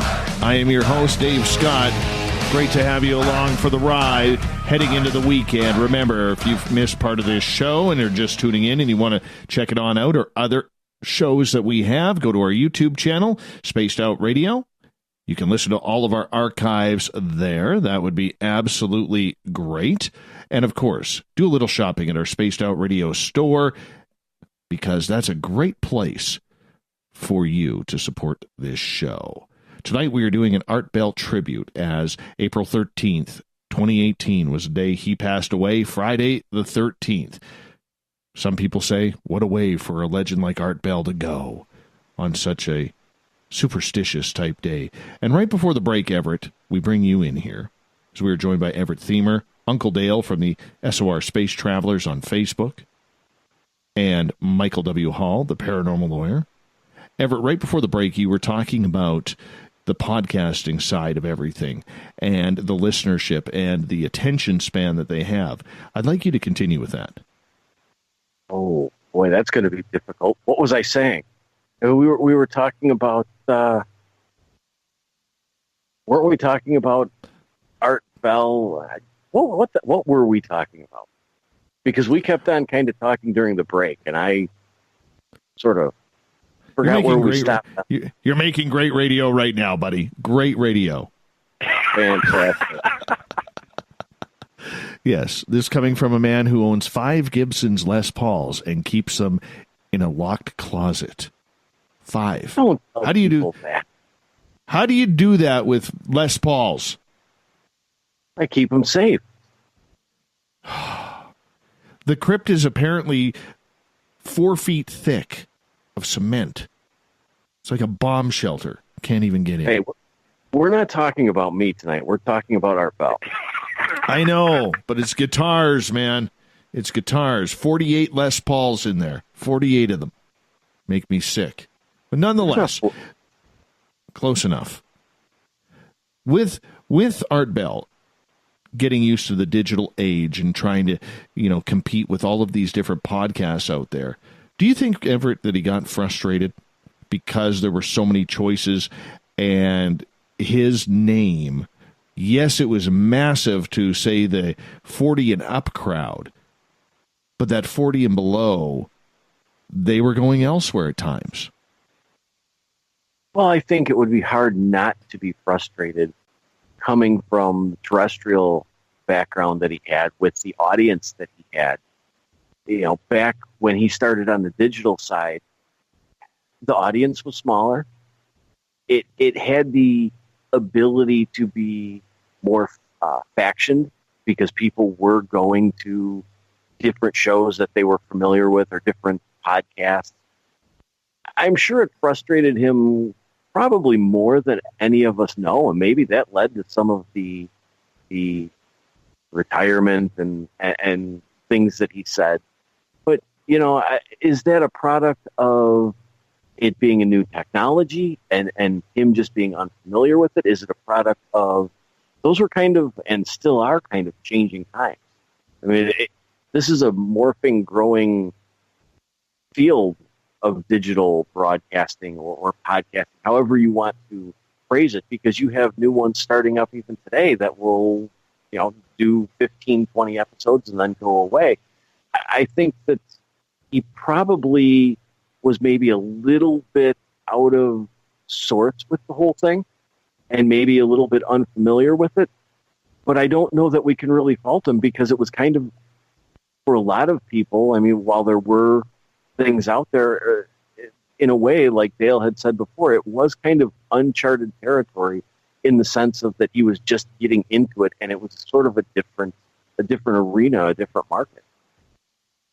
December 11th, 2015 was the last time he went on the air. He announced his final retirement on his Facebook page, cited safety concerns, that someone was shooting at his studio. Lots of controversy around that. And that was the beginning of a New Age show that has since gone off the air. And that's too bad. That's too bad, because there's a lot of people who were entrusted in that. And we're not going to go down that road, because I don't think it's very relevant to today. But when he announced his retirement, there was sadness. It was like he had lost the radio war, Dale. Yeah. Well, back to some things I think I mentioned earlier. I had discovered a whole new part of the universe with art, and I got to talk to Neil deGrasse Tyson on the show for a couple minutes, and I was like, who gets to do that? How is it that us little guys out here get to talk to some of the most important people, the highest contributors in the world? And I couldn't help but think, okay, well, maybe that is done. Maybe we don't get to do that anymore. So, yeah, a lot of sadness there. And I agree, but I mean, you look back on it though. He created what we all wanted to hear. He took us to fantasy places that maybe scared us or didn't. And you look at the names that he brought forward. I'm thinking John Teeter, the time traveler. Remember him, Michael? Oh, yeah. And, Ed Dames and Daniel Brinkley, the guy that got hit by lightning so many times, the near-death experiencer, all these classic people that you wouldn't have heard about if it hadn't been for the great reach that Art had with his excuse me, went down the wrong throat there. With his audience that had a reach of millions and millions of listeners, all of a sudden, the paranormal people that were involved in this community were household words. It was amazing. And that allowed a lot more discussion to happen, and even kind of trickled down into the mainstream media as well. Because before Coast to Coast AM and, some of those stories you wouldn't have heard in the mainstream media, people talking about UFOs like they are today. And that's a good point, Everett, that Michael makes is the fact that how many stars did he make? Just because of the topics. Yeah, there are so many people that I was first introduced to on his show. But like we had talked before, he managed to a lot of times pull those diamonds in the rough out and find them and get their story out there and give them that platform and essentially help make their careers or use his abilities and his skills as a storyteller to make them look good where they could move on. And not to end this with a question, but one of the things you guys were just talking about is the mainstream. And these people wouldn't be in the mainstream if it weren't for him. Does anybody know how Art felt about how mainstream media continued to treat the topics. I mean, up until the last couple of years or so, the last year or so, really all of these topics were treated sort of with a joke-like attitude in the mainstream media, while he was treating them with seriousness. How do you think that affected him, or did it bug him at all? Well, I can jump in there on that one, because I think we all remember when Art actually wrote the book called The Quickening, where he basically gave a nomenclature to the whole idea that things were happening so fast in our world, literally, that we had to chronicle it on almost a nightly basis on Coast to Coast AM. And I tell you, I think Art Bell would have been just ecstatic of the fast-breaking disclosure that is going on right now in the mainstream media. I think he would be feel vindicated, after all these years of talking about these subjects, and then having the New York Times come out December 16th of 2017 with a front page story on UFOs and the government's study of the subject. I mean, I think he would be in hog heaven. He would probably be on his fifth and sixth generation of shows at this point, riding the wave extra high, even at this point, I would imagine. Well, I think he was somebody who really enjoyed the stories that came out. And the way he was able to kind of take them to the next level, create those names, whether it's Linda Moulton Howe or Ed Dames or Whitley Strieber or Travis Walton, John Teeter, like we said, or even callers like JC. I mean, who doesn't, how could you forget JC there, Uncle Dale? Oh, yeah. JC was so, it was, listening to him call in the first couple of times was like, wait, what is going on here? And, you could almost see Art, kind of like turning around in his chair and thinking about this. And then it's like, okay, this is a good game. Let's play it. And like you mentioned earlier, he was meshing with him. It's almost like he was like a co-storyteller or a shaman or something. And he just would pull it out and run with it and have a blast. And by the way, Dave, I've a couple of times now heard you do the same thing, and it is hilarious. In regards to what? Street lamps or what? Yes, the street lamps. Oh, that was amazing. I'm not going to lie. It's pretty tough to get a 2.5-hour show out of a 23-second videotape of a street lamp. And you know that. You know what the funniest thing is? I actually bought his book, and to look at all the pictures, yep, you got a whole lot of pictures of a street lamp. Oh my goodness! You spent the $1.99. You spent the $1.99. I will admit it, but it was fun. Everett? And besides, he's putting on a show, right? He's doing something productive. Maybe he'll have a great retirement. You never know. $2 at a time. Everett, your thoughts? I'm stuck on the street lamp. That was hard work. That was hard work.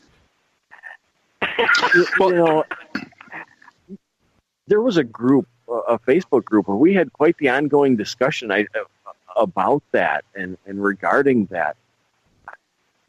And, where are we going with this? I'll just run with it. That guest, I would love to hear. I mean, you did a fantastic job pulling that gentleman's story out as best as you could. And I would love to hear how somebody like Art Bell would do that. Because in many ways, with a lot of his guests, like we said before, you could listen to them and feel like you're in on the joke. And I wish he were alive to do that interview. And I'm sure the guy would show up on his show, at least until he got blocked. That would have been absolutely perfect. Gail has a question in the chat room, and she is asking, do we know if Art Bell was a paranormal experiencer? I know he mentioned shadow people, and I think he had mentioned about seeing a UFO. But as for being an abductee or something along those lines, Michael, what's your thoughts? You know, I don't know that he actually went into the details of potential abductions, but he sure led us down the road to believe that that was the case in his stories of these massive triangular-shaped craft that he witnessed up close and personal, probably less than 100 foot in height, over his and his wife's car in the desert. So the whole idea that he had actually been, an up close and personal experiencer is a reality, because he talked about it quite a bit. It was, it was back when the black triangles were just kind of starting to become in vogue, and people were talking about them. He was one of the first ones to come out, well before the TR-3Bs and the Phoenix lights, well before that time, and say that he saw this silent hovering craft, probably, he said, I think about 100 foot on either section of a triangle, just hovering very low over himself and his wife. And he doesn't really have the details of how long it lasted or what happened afterwards. And that always piques in my mind some missing time potential. Missing time. What's your thoughts, Uncle Dale? Oh, no, it's just the missing time thing. Regardless of what effect the X-Files had on society, the missing time is one of those things you just can't get around. You just can't dismiss it. It's almost, in my mind anyway, it's almost like physical evidence. It's something happened which messed around with this person's memory, and whatever it is, it wasn't nothing. So yeah, missing time. In regards to, go ahead, Dale. I was so impressed by Art's ability to not dismiss people. Not dismiss people's stories that had good internal consistency. And Art was never one to say, okay, this is just too stupid, as long as the idea was hanging together. And so even when, you remember Madman Markham, Mike Markham? Yes. Listening to him talk to Art was amazing, because you have this story that, like, okay, probably pretty obviously this person would have been incinerated during the course of this adventure, but Art, he never shut Mike down. He was like, okay, and then what happened? And it's like he's not dismissing things like the mainstream media is like, oh yeah, it was the planet Venus.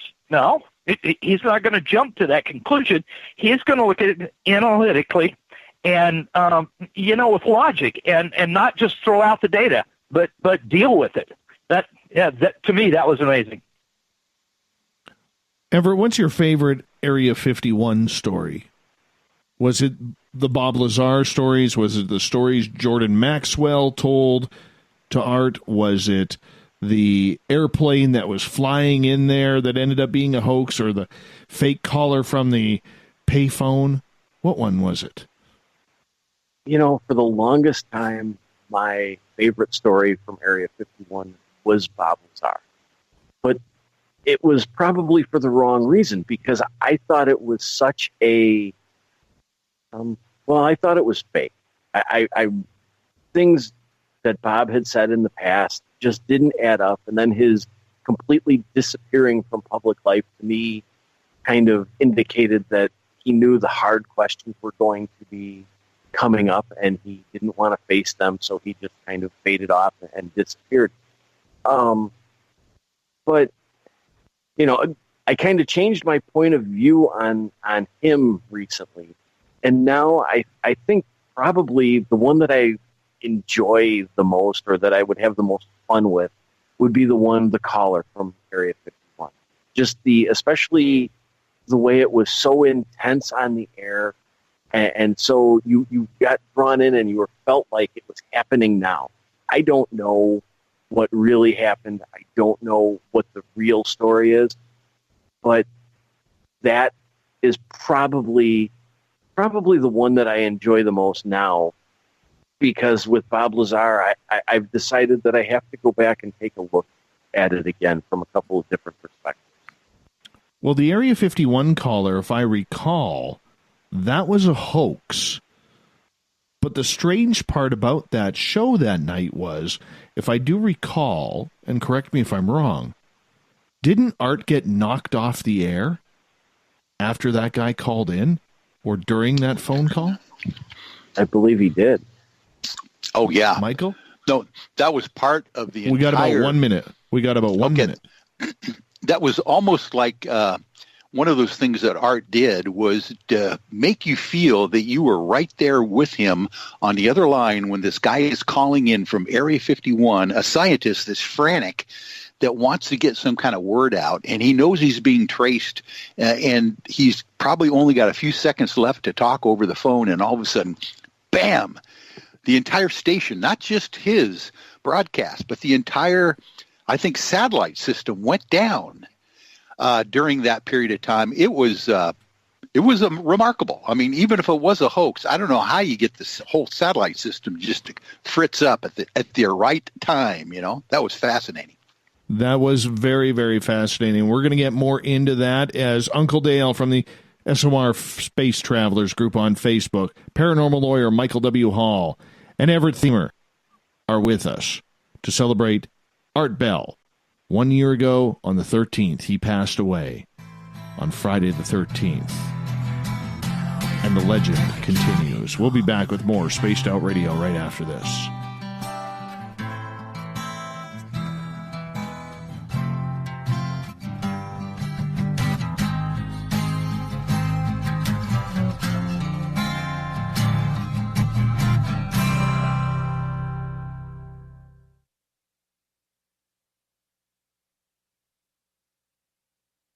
At spacedoutradio.com, we have a little bit of everything for you to stay up late. So while you're there, check out our SOR Newswire, where our team brings you stories of the weird and strange to the WTF from around the globe. News on Bigfoot, UFOs, paranormal, Darwinian-type crime tales. It's the stories that the mainstream media usually won't touch. Well, we got them all on the SOR Newswire, only at spacedoutradio.com. Come hang out with Spaced Out Radio, where we own the night. This is Carl. You can follow Dave on Twitter at Spaced Out Radio, and during the show, use the hashtag Spaced Out Radio to chat with us live. On Instagram, at Dave Scott SOR. On Facebook, give our page a like, Spaced Out Radio Show. SOR archives are free on YouTube at Spaced Out Radio. Come join us, or I will come join you. See you at your window.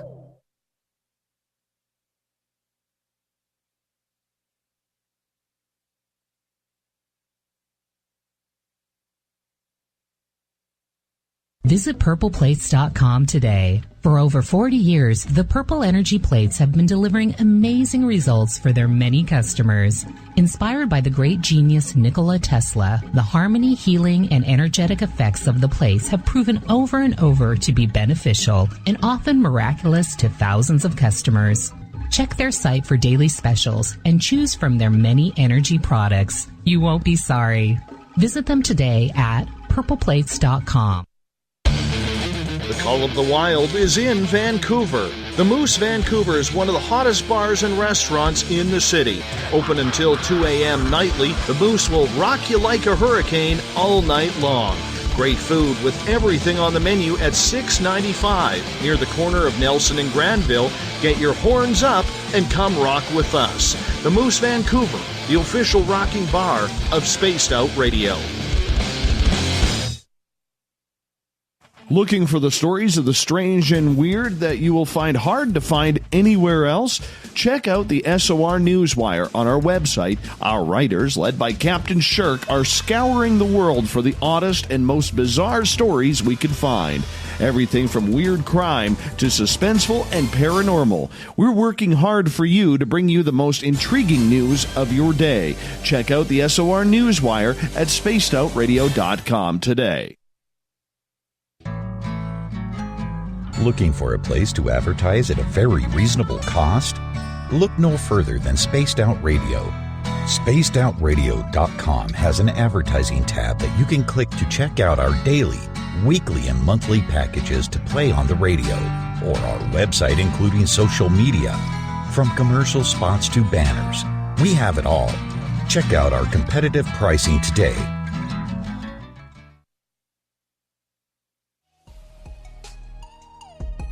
Canada's largest UFO conference is ready to roll in Toronto this September 21st and 22nd at the Alien Cosmic Expo. This year is about the experience. Listen to the stories of Dave Scott, Travis Walton, Paula Harris, Grant Cameron, Ryan Stacey, Richard Dolan, Leslie Mitchell-Clark, and more.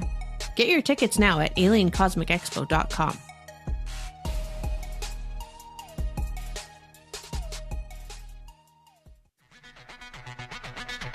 Come get spooked at the 4th Annual Forest Moon Paracon in Cedar-Woolley, Washington, Saturday, September 28th. UFOs, ghosts, aliens, Bigfoot. Speakers include Mike Morin and Jason Jordan, R. Keith Andrews, and Dave Scott from Spaced Out Radio, and so much more. There will be workshops and a VIP roundtable. Get early bird tickets now at fmparacon.com. Find your escape where time has no limits. It's about living today and cherishing the heritage of yesterday. A spirit of adventure for what is new, with the nostalgia of the past. Your timepiece is a reflection of who you are. Life surrounded by beauty from the world around us to the soul within. EscapeWatches.com. There is no time like the present to enjoy your escape. Use promo code SMF2017 for your 20% discount today. The freedom to post what you want, when you want. That's the social media freedom you need. Social Media Freedom is the free app in your app store. No need to worry about going to jail or being shadow banned any longer. It's the freedom to say what you feel. The freedom to know Big Brother isn't watching. It's the way social media is supposed to be. Social Media Freedom.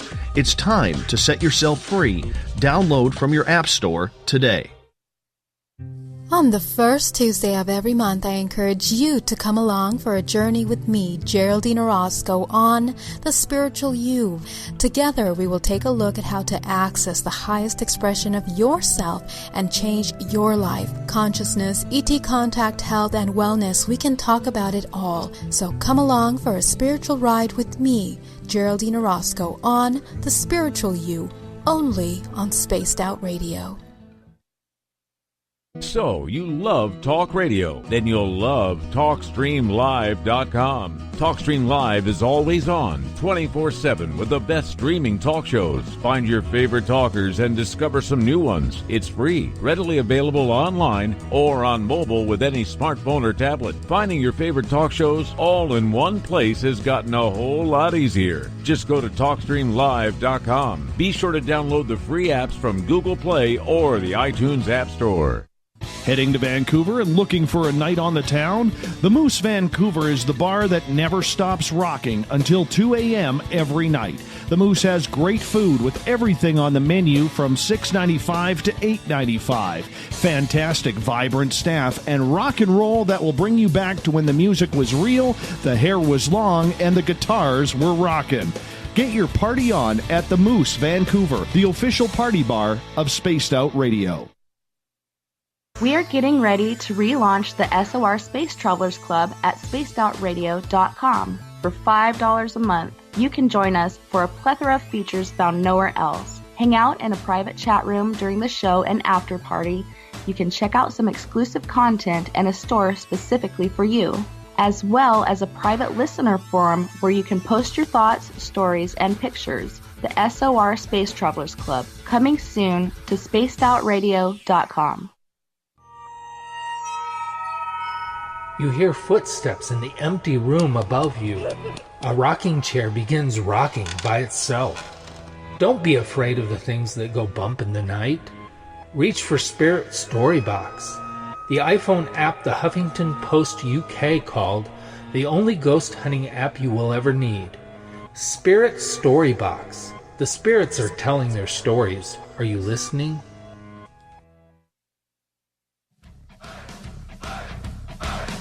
Would you like to connect with us? Head to spacedoutradio.com for all your latest show info.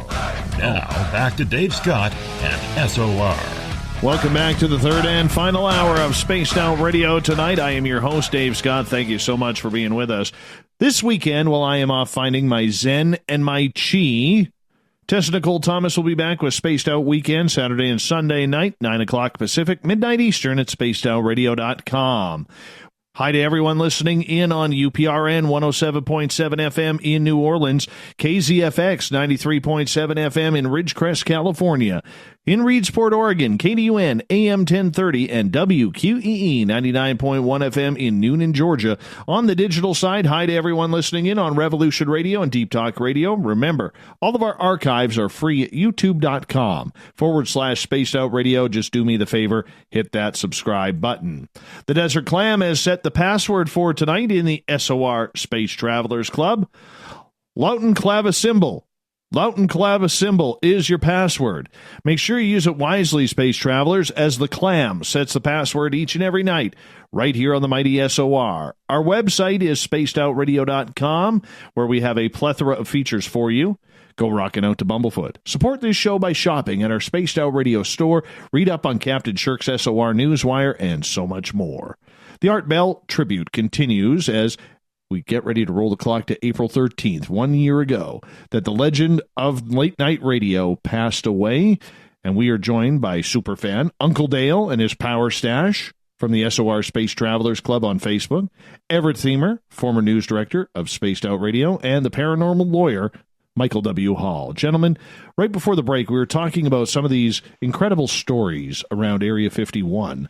And Uncle Dale, what was your favorite? Oh, it had to be Bob Lazar. Okay, well, let me qualify that. The best probably paranormal 5 minutes was the caller from the pilot. That whether it turned out to be a hoax or not, that was awesome radio. But yeah, Bob Lazar. I mean, and there's a recent book out on Area 51, the Uncensored History or something like that. And a lot of the things, and this is nonfiction, this is investigative journalism, and a lot of the things in that book match some of the things that Bob Lazar said. Now, I'm not saying one way or the other what I think about Lazar, but there was some interesting overlaps anyway. So, yeah, I like Lazar. Do you guys think at all that maybe, just maybe, some of these wild, wacky stories were set up? There was always those claims out there, Michael. Yeah, of course. When you're I don't know, when you're on a high level like Art Bell was, and coming to you with paranormal encrypted stories and all sorts of strange paranormal activity from around the world, you wondered every once in a while whether some of these people were somehow scripted or they were actors themselves. I'll tell you what, if that one guy that was calling from Area 51, the scientist that was like being monitored and chased, and if he was an actor, this guy was one of the best.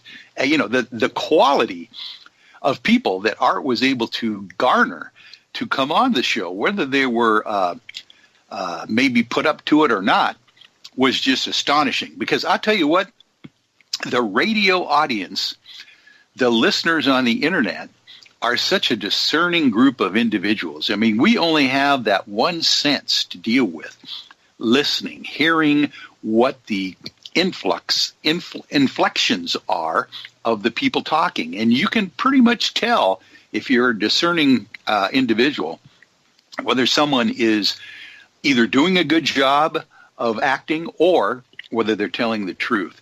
So I would say that there's probably a few stories out there that Art perpetrated on the listening audience that he might have known were hoaxes, but they really don't deplete, in my memory anyway, the quality and the amazing quantity of paranormal stories and new things that I had never even thought of before are now in my brain that I needed to ponder, and basically sent you down a rabbit hole to find out more information about it. So that's kind of my opinion anyway.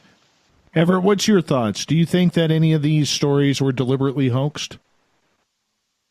You know, when you're running a nightly radio show and you are essentially the only outlet at the time for some of these stories, I can understand how people would be turning to Art Bell, especially in, you know, some of these dramatic and quick and on-air cases kind of thing. I would like to think that they weren't hoaxed, but at the same time, you know, it is entertainment. And Art Bell, as good of a radio host and journalist that he was an entertainer too. So I would like to think that they weren't, but something tells me that at least a couple of them were probably somehow set up and staged. And I kind of wrestle in my mind a little bit with how that makes me feel about him and his journalism and his take on some of these stories. Because if he did set them up, I feel a little bit like, well, he's playing with his listeners. But then at the same time, I can kind of rationalize that with the idea that we all got sucked in. It was great radio. It made us think. And it doesn't really affect, I guess, what I think of him in the broad scope. But I certainly think that some of these stories had to be somewhat set up. What's your thoughts, Uncle Dale? Was it just about the entertainment? Because there was a lot of pressure to keep that momentum going with the weird and strange. Yeah. I tell you, I don't really care because I'm not either a believer or a disbeliever anymore. I'm just a student of the whole phenomenon.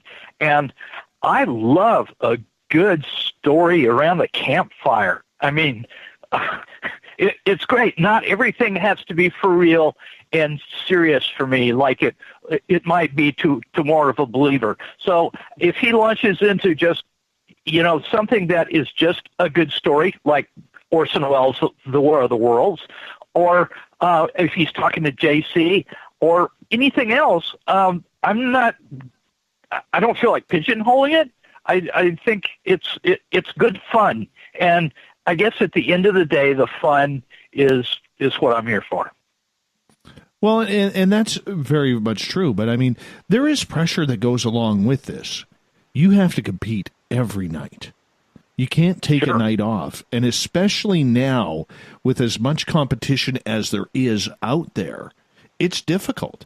And if you have a bad night with a bad guest, you can't just chalk it up anymore as, well, that didn't work.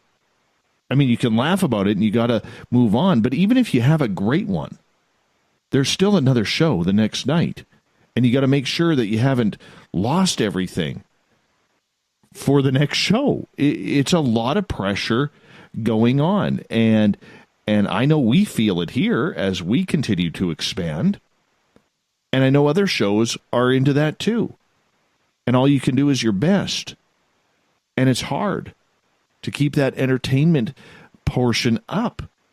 I don't know how he did it for so long. Maybe it was because the internet didn't really bring forward podcasting at that time for the majority of time that he was on the air.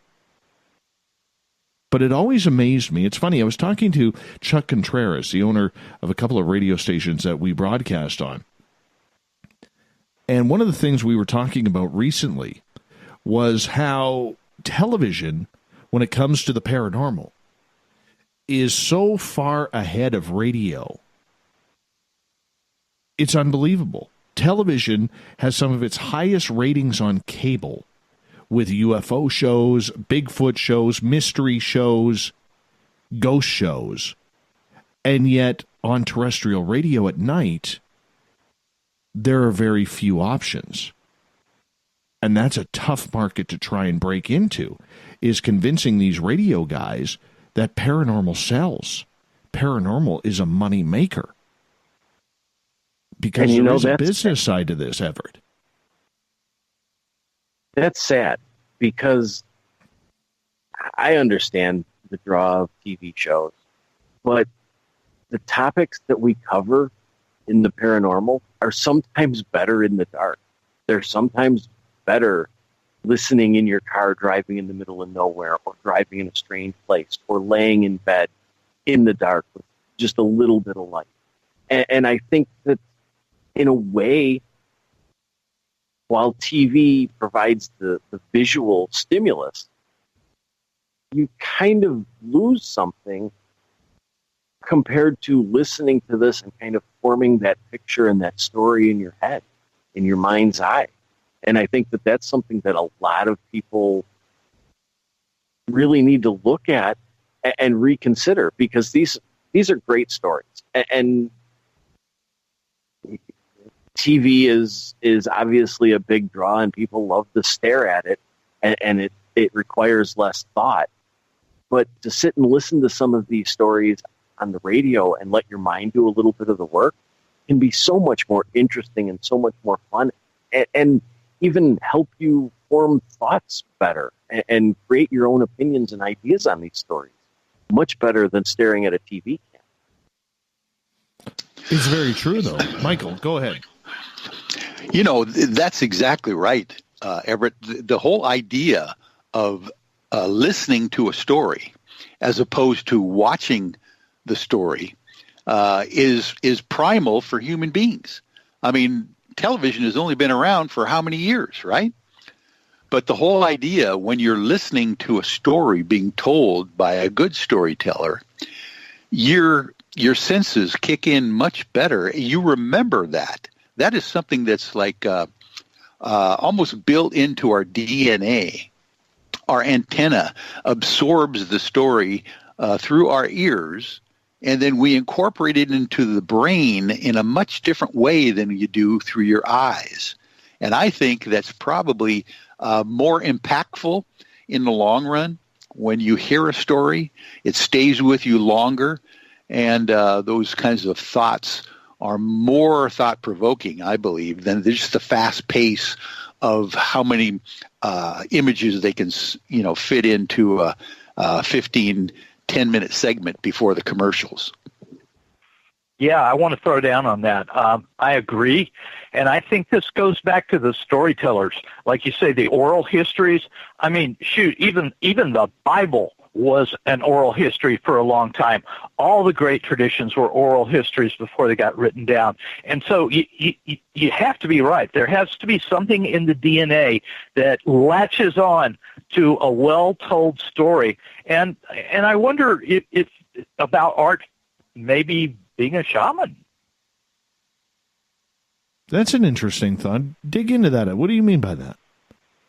Well, okay, so we were talking earlier about him in some sense being a co-storyteller, of him being able to draw out the details of the story and the things that are really impactful. Well, and a shaman has some of that same social engineering role. He brings up stories. He explains why this is important to us, why we need to remember this, why we need to know this. And it seems like a similar thing. Well, you know what? You bring up a good point, though, because one of the things that art was able to do, and I know we try to emulate that a little bit here, is you want people to make sure that they feel that if they've been abducted by aliens or they've had a strange encounter with Bigfoot or Dogman, or they live in a house where there's ghosts and poltergeists. You want to make them feel comfortable that they're not crazy, that they're not alone, and that others are going through this at the same time, Dale. And it is a very difficult fact to allow everybody to have that opportunity to feel, and I hate to use this politically correct term, but almost like a safe zone for the weird and strange, that everybody was welcome under that umbrella of Art Bell. Well, and I think that's important because, for us for a person to know that he's been heard or she has been seen and that we have witnessed what they have to say is really a deep satisfaction, a deep need of people, I think. Everett, your thoughts? I think, I don't know if I would classify Art Bell as a shaman, but he definitely was tapped into something with the abilities that he had to pull these stories out and help people tell their stories and get them out. I don't know enough about shamanism to really comment on whether or not he, was anything like that. Well, I think, though, the point is that Dale is getting at, and correct me if I'm wrong, Dale, but because Art didn't throw people under the bus saying, oh, you're crazy, you need to go to your psychiatrist, you need to go get on some medication or have another drink because you need to loosen up a little bit, or maybe you're seeing blurry things because your eyes need to be checked. He was going a little bit deeper into that rather than just the mainstream conformity. He wanted to hear about it. And for a lot of people, being able to tell those stories was healing. Am I correct on that, Dale?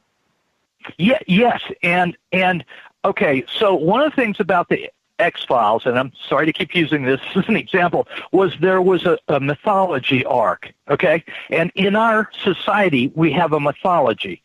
All right, and it's in those dark places, right? In those kind of subconscious places, and in the same way, a shaman crafted the mythology, the group mind think of the tribe along spiritual routes. So I that's why I think we're seeing the same sort of thing. I know I need to think about this more so I can better articulate it. Michael. Well, yeah, and when you're talking about mass mind think and Art Bell potentially being shamanistic, you're talking exactly what scared the heck out of Art at one point. Do you remember his mass consciousness experiments that he did? Yeah. Those were amazing. Matter of fact, initially he started out fascinated with the subject. Literally, he was probably the only person that could have done this back then. With all the millions and millions of listeners that he had around the world, he actually set aside some time and initially did an experiment with weather. He wanted to see if he could make it rain somewhere. I think it was that never had rain for weeks or months, and it worked. It just freaked him out so badly that somebody called in on the next show and said, but Art, if you can do this, does that mean that another place that should have gotten that rain will not get that rain for the next 6 months, and a lot of people will be affected? And so all of a sudden it started this snowball effect. And I remember him being very trepidatious about doing it again on his show. But that shows his shamanistic ways that he could actually come up with something like that and test it, and bring his audience along with him. Did he ever do a Ouija board show? I don't recall if he ever did one. He was so scared of the Ouija board. Sorry. I don't know. I don't know if I don't remember one. I think he was very kind of standoffish about that as well. given the fact that his conscious mind experiments were so earth-shaking to him and seemed to work so well, can you imagine talking about or discovering those kinds of things on a show with millions and millions of minds tuned in at the exact same moment listening to it? I don't know if that would, put him over the edge on his mass mind control or mind testing, that he did. I really don't know. Everett, you don't recall a Ouija board show, do you? No, I don't. I don't think he ever did one. I didn't know about his fear of them, but I don't recall ever hearing him do one. Yeah, I don't think he did. Gentlemen, we only got about 2.5 minutes left tonight. And I want to ask you each your own memory here. Everett, what are you going to remember the most about Art Bell in his radio days? How he changed my point of view on some things and really helped. He drew me into the paranormal in his own way. I had always had an interest of it, but listening to him is what really made me want to go down some of these roads. And it's been a fun ride so far. How about you, Michael? Well, I think Art Bell I'll always remember as someone who I looked up to for corroboration. As a young person growing up, you heard stories, you were interested in different subjects, but it wasn't until you heard it on Art Bell and you had the experts come on and talk about it. It gave you some kind of authority on your own to continue studying and, trying to find out more information. So he was a corroborative source for me, for sure. Uncle Dale? Art Bell opened my mind to another X-Files reference, Extreme Possibility, because being an engineer, I used to just get out of here with that stuff. That's ridiculous, which was actually dumb. It was faulty thinking. After listening to Art, he led me through several realizations that really opened me up to things that I had to admit I didn't understand rather than they didn't exist. And so the universe became a much bigger place than the inside of my head. That I will agree with you all on that. My favorite Art Bell memory was the fact that he treated everybody with a modicum of respect. And that is something that I have tried to take into this show. And whether I believe the story or not, it's irrelevant. It's about showing respect to the guest and the audience and bringing that unbiased professionalism each and every night. And that's what I hope to do and try to accomplish each and every night on this show. Everett Thiemer, Uncle Dale from the SOR Space Travelers Club on Facebook, Michael W. Hall, paranormal lawyer. Thanks for hanging out with me to do the Art Bell tribute tonight. Really appreciate it. Hey, thanks for having me. My honor, for sure. It's Absolutely. been a blast. It really has. It really has. So thank you, gentlemen, for filling on in tonight as we all pay Art Bell a tribute. Make sure if you have the chance to do it, whether it's a shot or a glass of milk, make sure you hold one up for the big voice in the sky. We'll be back with the SOR Newswire and the Thought of the Dave coming up on Spaced Out Radio right after this.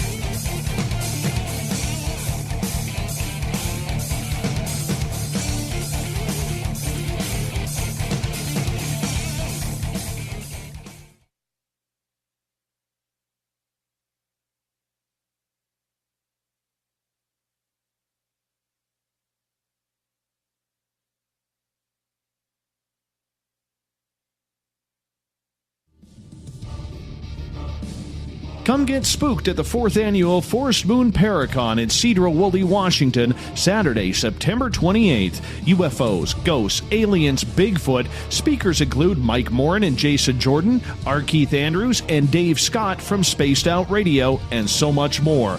There will be workshops and a VIP roundtable. Get early bird tickets now at fmparacon.com. Coming soon to our website, spacedoutradio.com, is the SOR Space Travelers Club. For just $5 a month, you can get into a private area on our site where you can hang with other listeners in our chat room, post in our forum, and check out a bunch of exclusive content and store that won't be found anywhere else, including a nightly after-show party with Dave. It's going to be the best $5 a month you're going to spend. The SOR Space Travelers, only at spacedoutradio.com. Are you intrigued by Paranormal Talk Radio? You'll love the new Paranormal Radio app from TalkStream Live.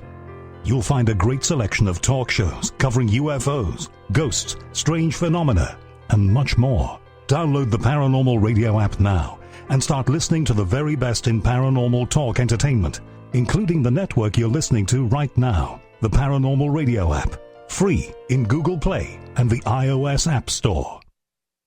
Did you know Spaced Out Radio runs 7 days a week? Hi there, this is Tessa Nicole Thomas, and I'm here to take you on a paranormal journey each Saturday and Sunday night. Why change the station when you have it all right here? Together, we'll hang out and share some strange and scary stories. And don't forget, we have Psychic Sundays as well, so come tune in Spaced Out Weekend. We get going at 9 p.m. Pacific, midnight Eastern, only at spacedoutradio.com, where we own the night.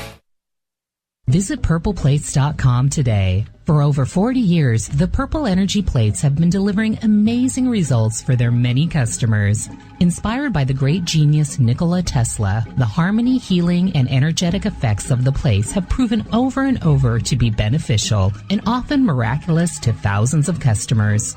Check their site for daily specials and choose from their many energy products. You won't be sorry. Visit them today at purpleplates.com. Coming up this September 21st and 22nd, all UFO eyes will be focused on Toronto for the 4th Annual Alien Cosmic Expo. Come listen to some of the biggest names and experiencers in ufology. Travis Walton, Paul Hellyer, Richard Dolan, Paula Harris, Grant Cameron, Randy Kramer, and Spaced Out Radio's own Dave Scott. Tickets are on sale now at aliencosmicexpo.com.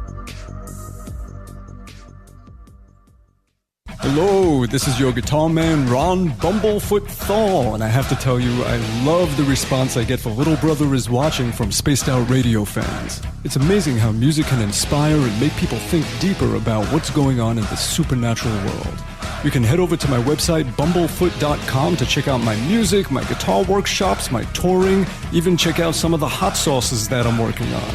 And make sure you keep on listening, because with Spaced Out Radio, you know Little Brother is watching. Are you tired of being blocked, shadow banned, or placed in jail for simply posting your thoughts on social media? Social Media Freedom can take care of that for you. Social Media Freedom is the newest and one of the best free new apps that allows you the freedom to post what you want, when you want. It takes seconds to download from your app store. Come join the tribe at Social Media Freedom. It's time to set yourself free. So, you love talk radio? Then you'll love TalkStreamLive.com. TalkStream Live is always on, 24/7, with the best streaming talk shows. Find your favorite talkers and discover some new ones. It's free, readily available online or on mobile with any smartphone or tablet. Finding your favorite talk shows all in one place has gotten a whole lot easier. Just go to TalkStreamLive.com. Be sure to download the free apps from Google Play or the iTunes App Store. We're bringing scientific thought to the paranormal. Hi there, this is Spaced Out Radio scientist Chris Cogswell. Join me, Chris Zuger, and Dave Scott the second Wednesday of every month, where we break down the who from the woo when it comes to everything paranormal. We'll investigate and try to bring sensible answers to those straight and sometimes outlandish questions people have. Hey, not everything has an answer, but we'll do our best. Listen in to Reality Paranormal only on Spaced Out Radio. Looking for a place to advertise at a very reasonable cost? Look no further than Spaced Out Radio. SpacedOutRadio.com has an advertising tab that you can click to check out our daily, weekly, and monthly packages to play on the radio, or our website including social media. From commercial spots to banners, we have it all. Check out our competitive pricing today.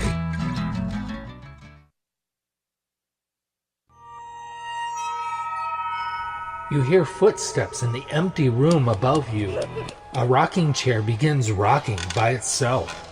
Don't be afraid of the things that go bump in the night. Reach for Spirit Storybox, the iPhone app the Huffington Post UK called the only ghost hunting app you will ever need. Spirit Storybox. The spirits are telling their stories. Are you listening? A timepiece is a reflection of who you are, and what better way to show off the real you than with an Escape watch? Escape is a lifestyle brand accessorizing your days and nights. Choose to escape and create the life of discovery that you deserve. Dream, play, unite with your own personalized Escape watch. Head to escapewatches.com. There is no time like the present to enjoy your escape. Use promo code SMF2017 for your 20% discount today. Heading to Vancouver and looking for a night on the town?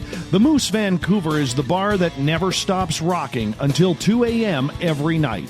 The Moose has great food with everything on the menu from $6.95 to $8.95. Fantastic, vibrant staff and rock and roll that will bring you back to when the music was real, the hair was long, and the guitars were rocking. Get your party on at the Moose Vancouver, the official party bar of Spaced Out Radio.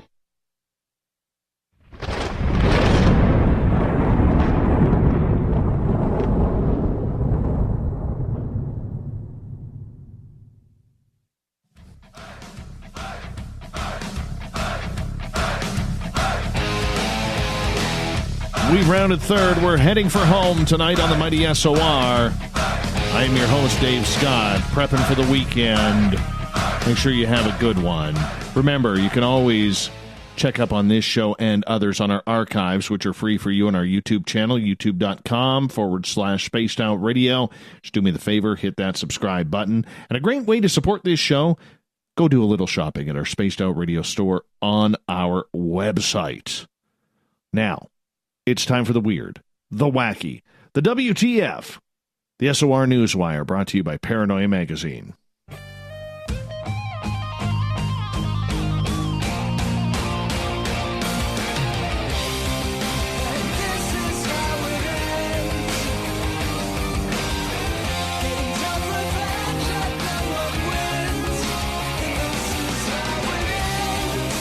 The news is always changing, which is why we bring you the SOR Newswire at the back end of every show to go to the stories that may not make the mainstream, but you know what? They are just perfect for us. Captain Shirk has all your news ready for you, as she is our brilliant, illustrious news director at spacedoutradio.com. Click on the news tab. Everything brought to you by Paranoia Magazine. All right, we're going to start off in China, where scientists are trying to blend monkeys and humans. Doesn't sound very, very good, does it? Well, apparently there's a new kind of monkey that has been created in China, and it has a human brain gene. Yeah. In Beijing's National Science Review Journal, researchers took human copies of the gene MCPH1, which is believed to play an important role in our brain development, and introduced it into monkey embryos by means of a virus that carried it. Of the 11 transgenic macaque monkeys they generated, 6 died. The 5 survivors went through a series of tests, including MRI brain scans and memory tests. It turned out they didn't have bigger brains than a control group of macaques, but they did perform better on short-term memory tasks. Apparently, they also hate soccer as well. Their brains also developed over a longer period of time, which is typical of human brains. This is a little scary. Like, didn't we already do this, 100,000 years ago, 200,000 years ago? Why do we need to do it today? Well, I guess we're going for it. One of the scientists, Bing Su, great name, fantastic name. I'm sure he's got one of them great mustaches, too. He says, I don't think the monkey will all of a sudden start speaking, but will have some sort of behavioral change. And, of course, apparently this is not breaking any laws. Just sounds weird. Sue told the MIT Tech Review he agrees it's out of bounds given how many similar apes are to humans, and they do have to watch it. The ethics of using transgenic non-human primates to study what makes us human is a little odd. Yeah, I'll say. I don't like this stuff. I really don't. I don't know. I just find it a little creepy. We're trying to transmutate everything. We're not good at this. We're not good. We screw up a lot of things. You know, this is probably the beginning of the end. Between AI technology and now putting human genes in monkeys, maybe we're restarting everything again. Maybe we're eventually hitting that restart button. We screwed up so far. Global warming, things like that, pollution, wrecking the environment, killing off species. Maybe this is the start of the restart button for all of us. Maybe we're the ones who will eventually go extinct. I don't know. Let's party like it's 1999 BC. All right, moving on. Big problem here in Canada. Apparently, we got a marijuana shortage. Yes, after becoming legal, there's just not enough pot. It's way too popular. Now, the folks in Oregon have a 7-year pot supply, because it's legal there as well, and they're not willing to share. Now, a lot of Canadian cannabis stores have temporarily closed because there's not enough doobage to go around. The hippie lettuce is all hopped up. Sounds weird, I know. Obviously, they haven't searched the mountains and Lasqueti Island of British Columbia. They just haven't. There's lots there. My goodness. Health Canada says they are going to allow a product that is grown in an unregulated fashion in Oregon to be brought into Canada? No way. We've got a very highly complex and well-established regulatory framework in place, which has strict testing mechanisms for pesticides and heavy metals and all of those things. And we're not talking Sammy Hagar back in the day. Can't drive 55. He's an ET contactee, by the way. But Oregon says, yeah, well, too bad, Canada. You ain't getting our drugs. You ain't getting our lettuce. So it sucks to be you. I don't know.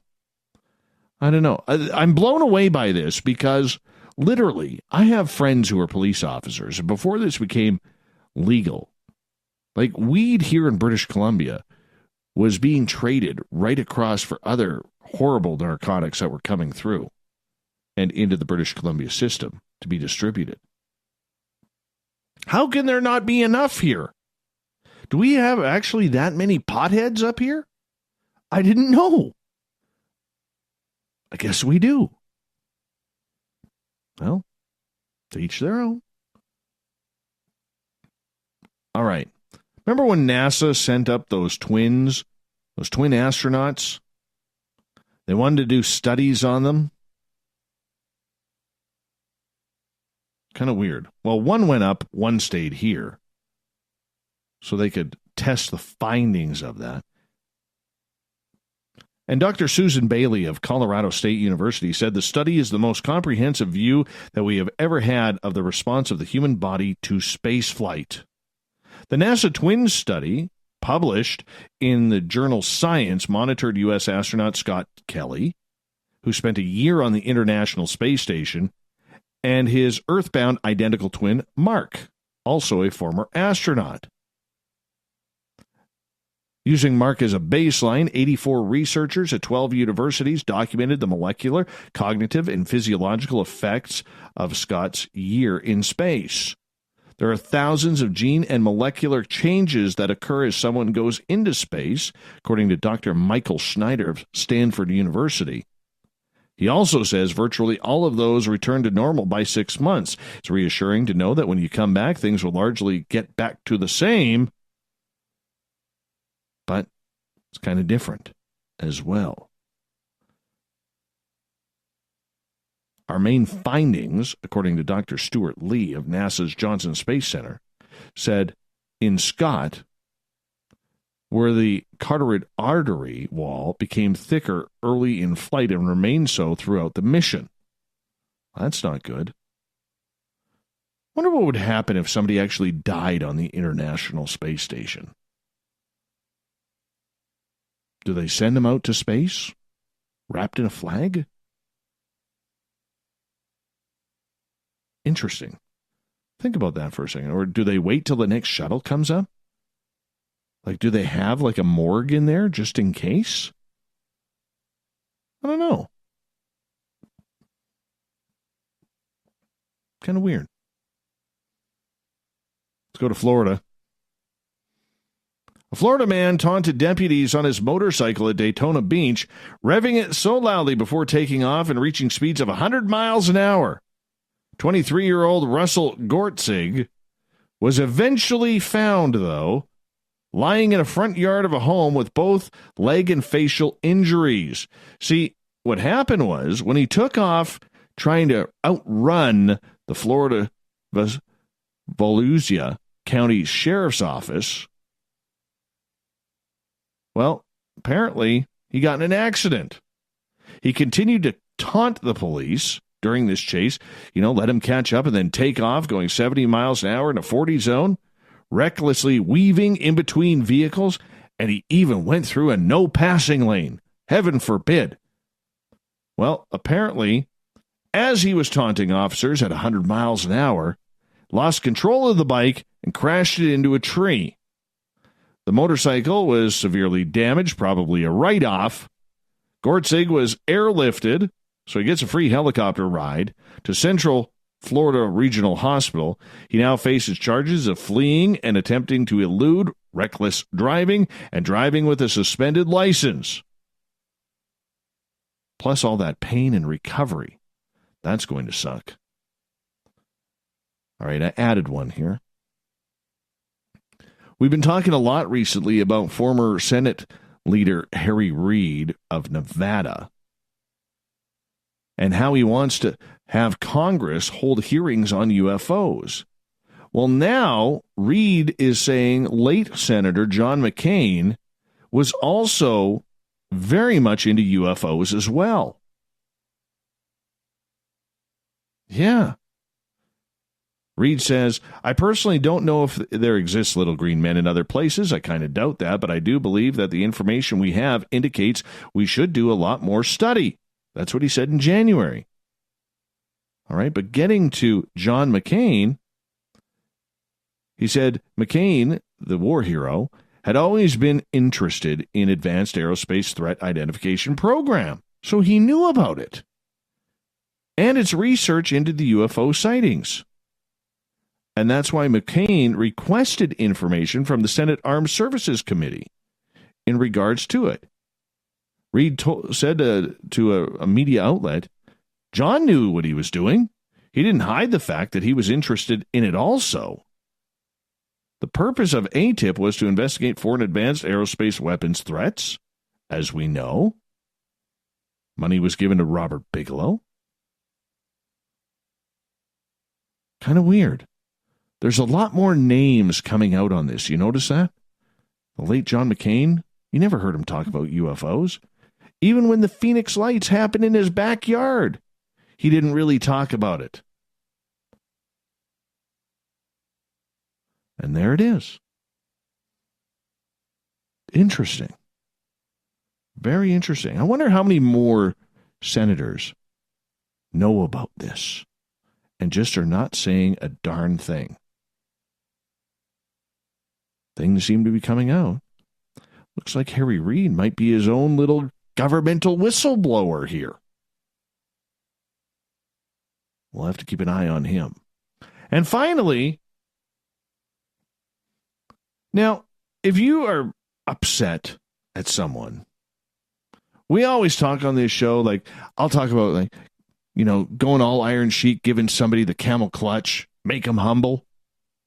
You know, Giordano and his goofomaniacs always want to, like, have a big leg drop a la Hulkamania.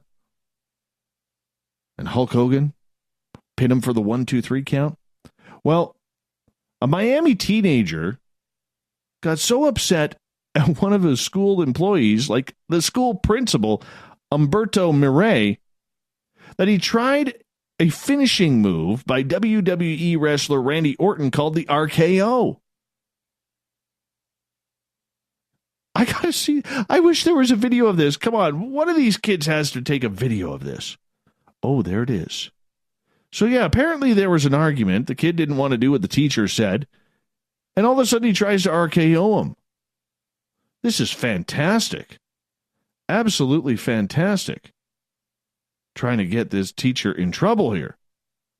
During Sosa's first court appearance after he was arrested, defense attorney Roy Ugarte called the arrest report hands down one of the most insane he's ever read. The lawyer admitted he's a fan of wrestling, tried to demonstrate the move,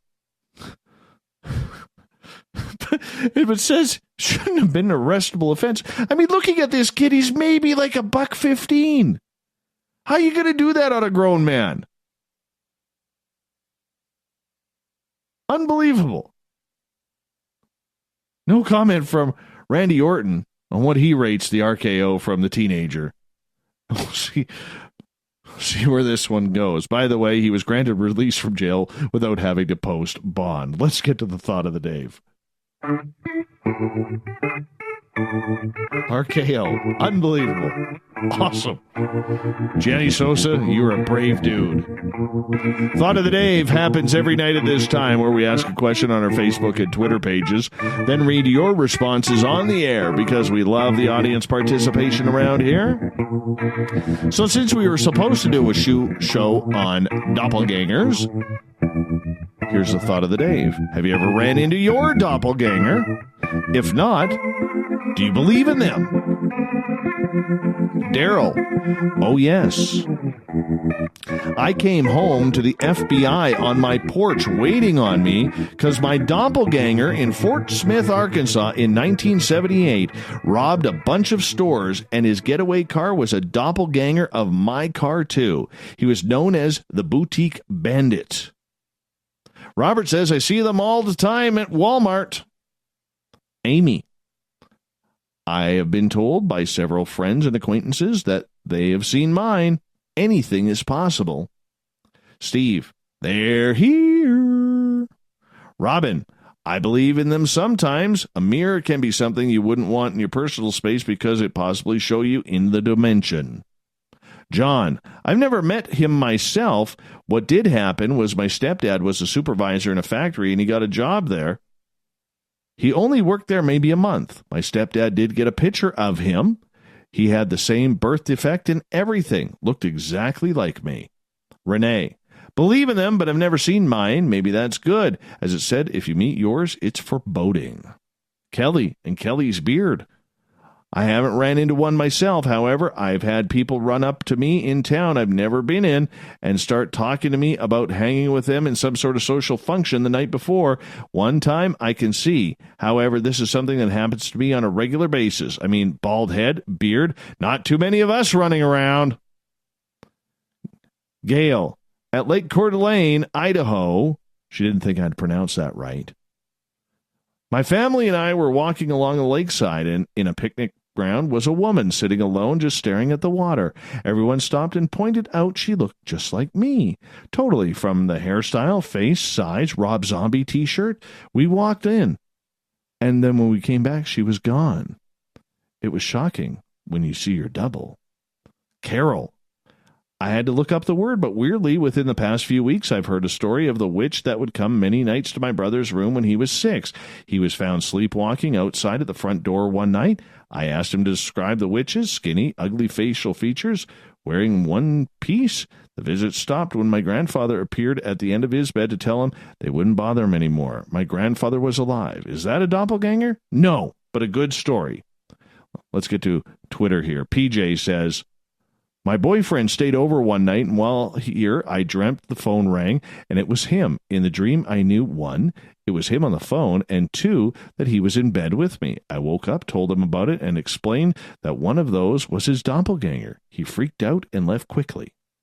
Lyle always has a good pair of socks. Says, I never have. I would love to in my lifetime, though. And I think we might have time for one more. Let me see here. I have, says Celeste, at a retail store. I thought I was looking in a mirror. It was spooky. Thought of the Dave, SOR Newswire, all put together by Captain Shirk, our intrepid news director, all brought to you by Paranoia Magazine. We want to say thank you tonight for Everett Themer, Uncle Dale and his power stash, Michael W. Hall, the paranormal lawyer, for coming on in for our impromptu show, Art Bell tribute. I hope you enjoyed it. Literally, we had about 5.5 minutes to prepare for that because our guest never called in and we couldn't get a hold of him. We'll try and do doppelgangers again. I'll try and line something up for June. Nonetheless, this weekend, while I am off finding my Zen and my Chi, I want you to tune in to Spaced Out Weekend. Tessa Nicole Thomas gets things going at 9 p.m. Pacific, midnight Eastern, both Saturday and Sunday nights, only at spacedoutradio.com. We got Mr. Ron Bumblefoot Thal rocking in the background with Little Brother is Watching. Bumblefoot is the official music of Spaced Out Radio, rocking us in and out of every single show. Get your horns up for the guitar god himself. Special thanks to everyone this week listening in at home, in your cars, at work, in our chat rooms on Spreaker, SOR Space Travelers on Facebook, Revolution Radio, and on Twitter at hashtag Spaced Out Radio. Remember, this show is copyright by Spaced Out Radio and SOR Media Ventures Limited.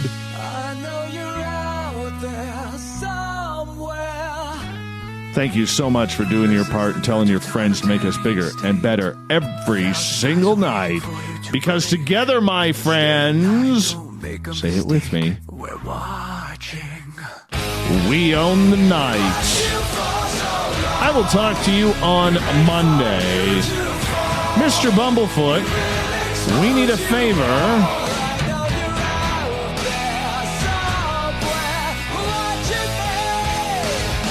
We need you to take us home. Good night.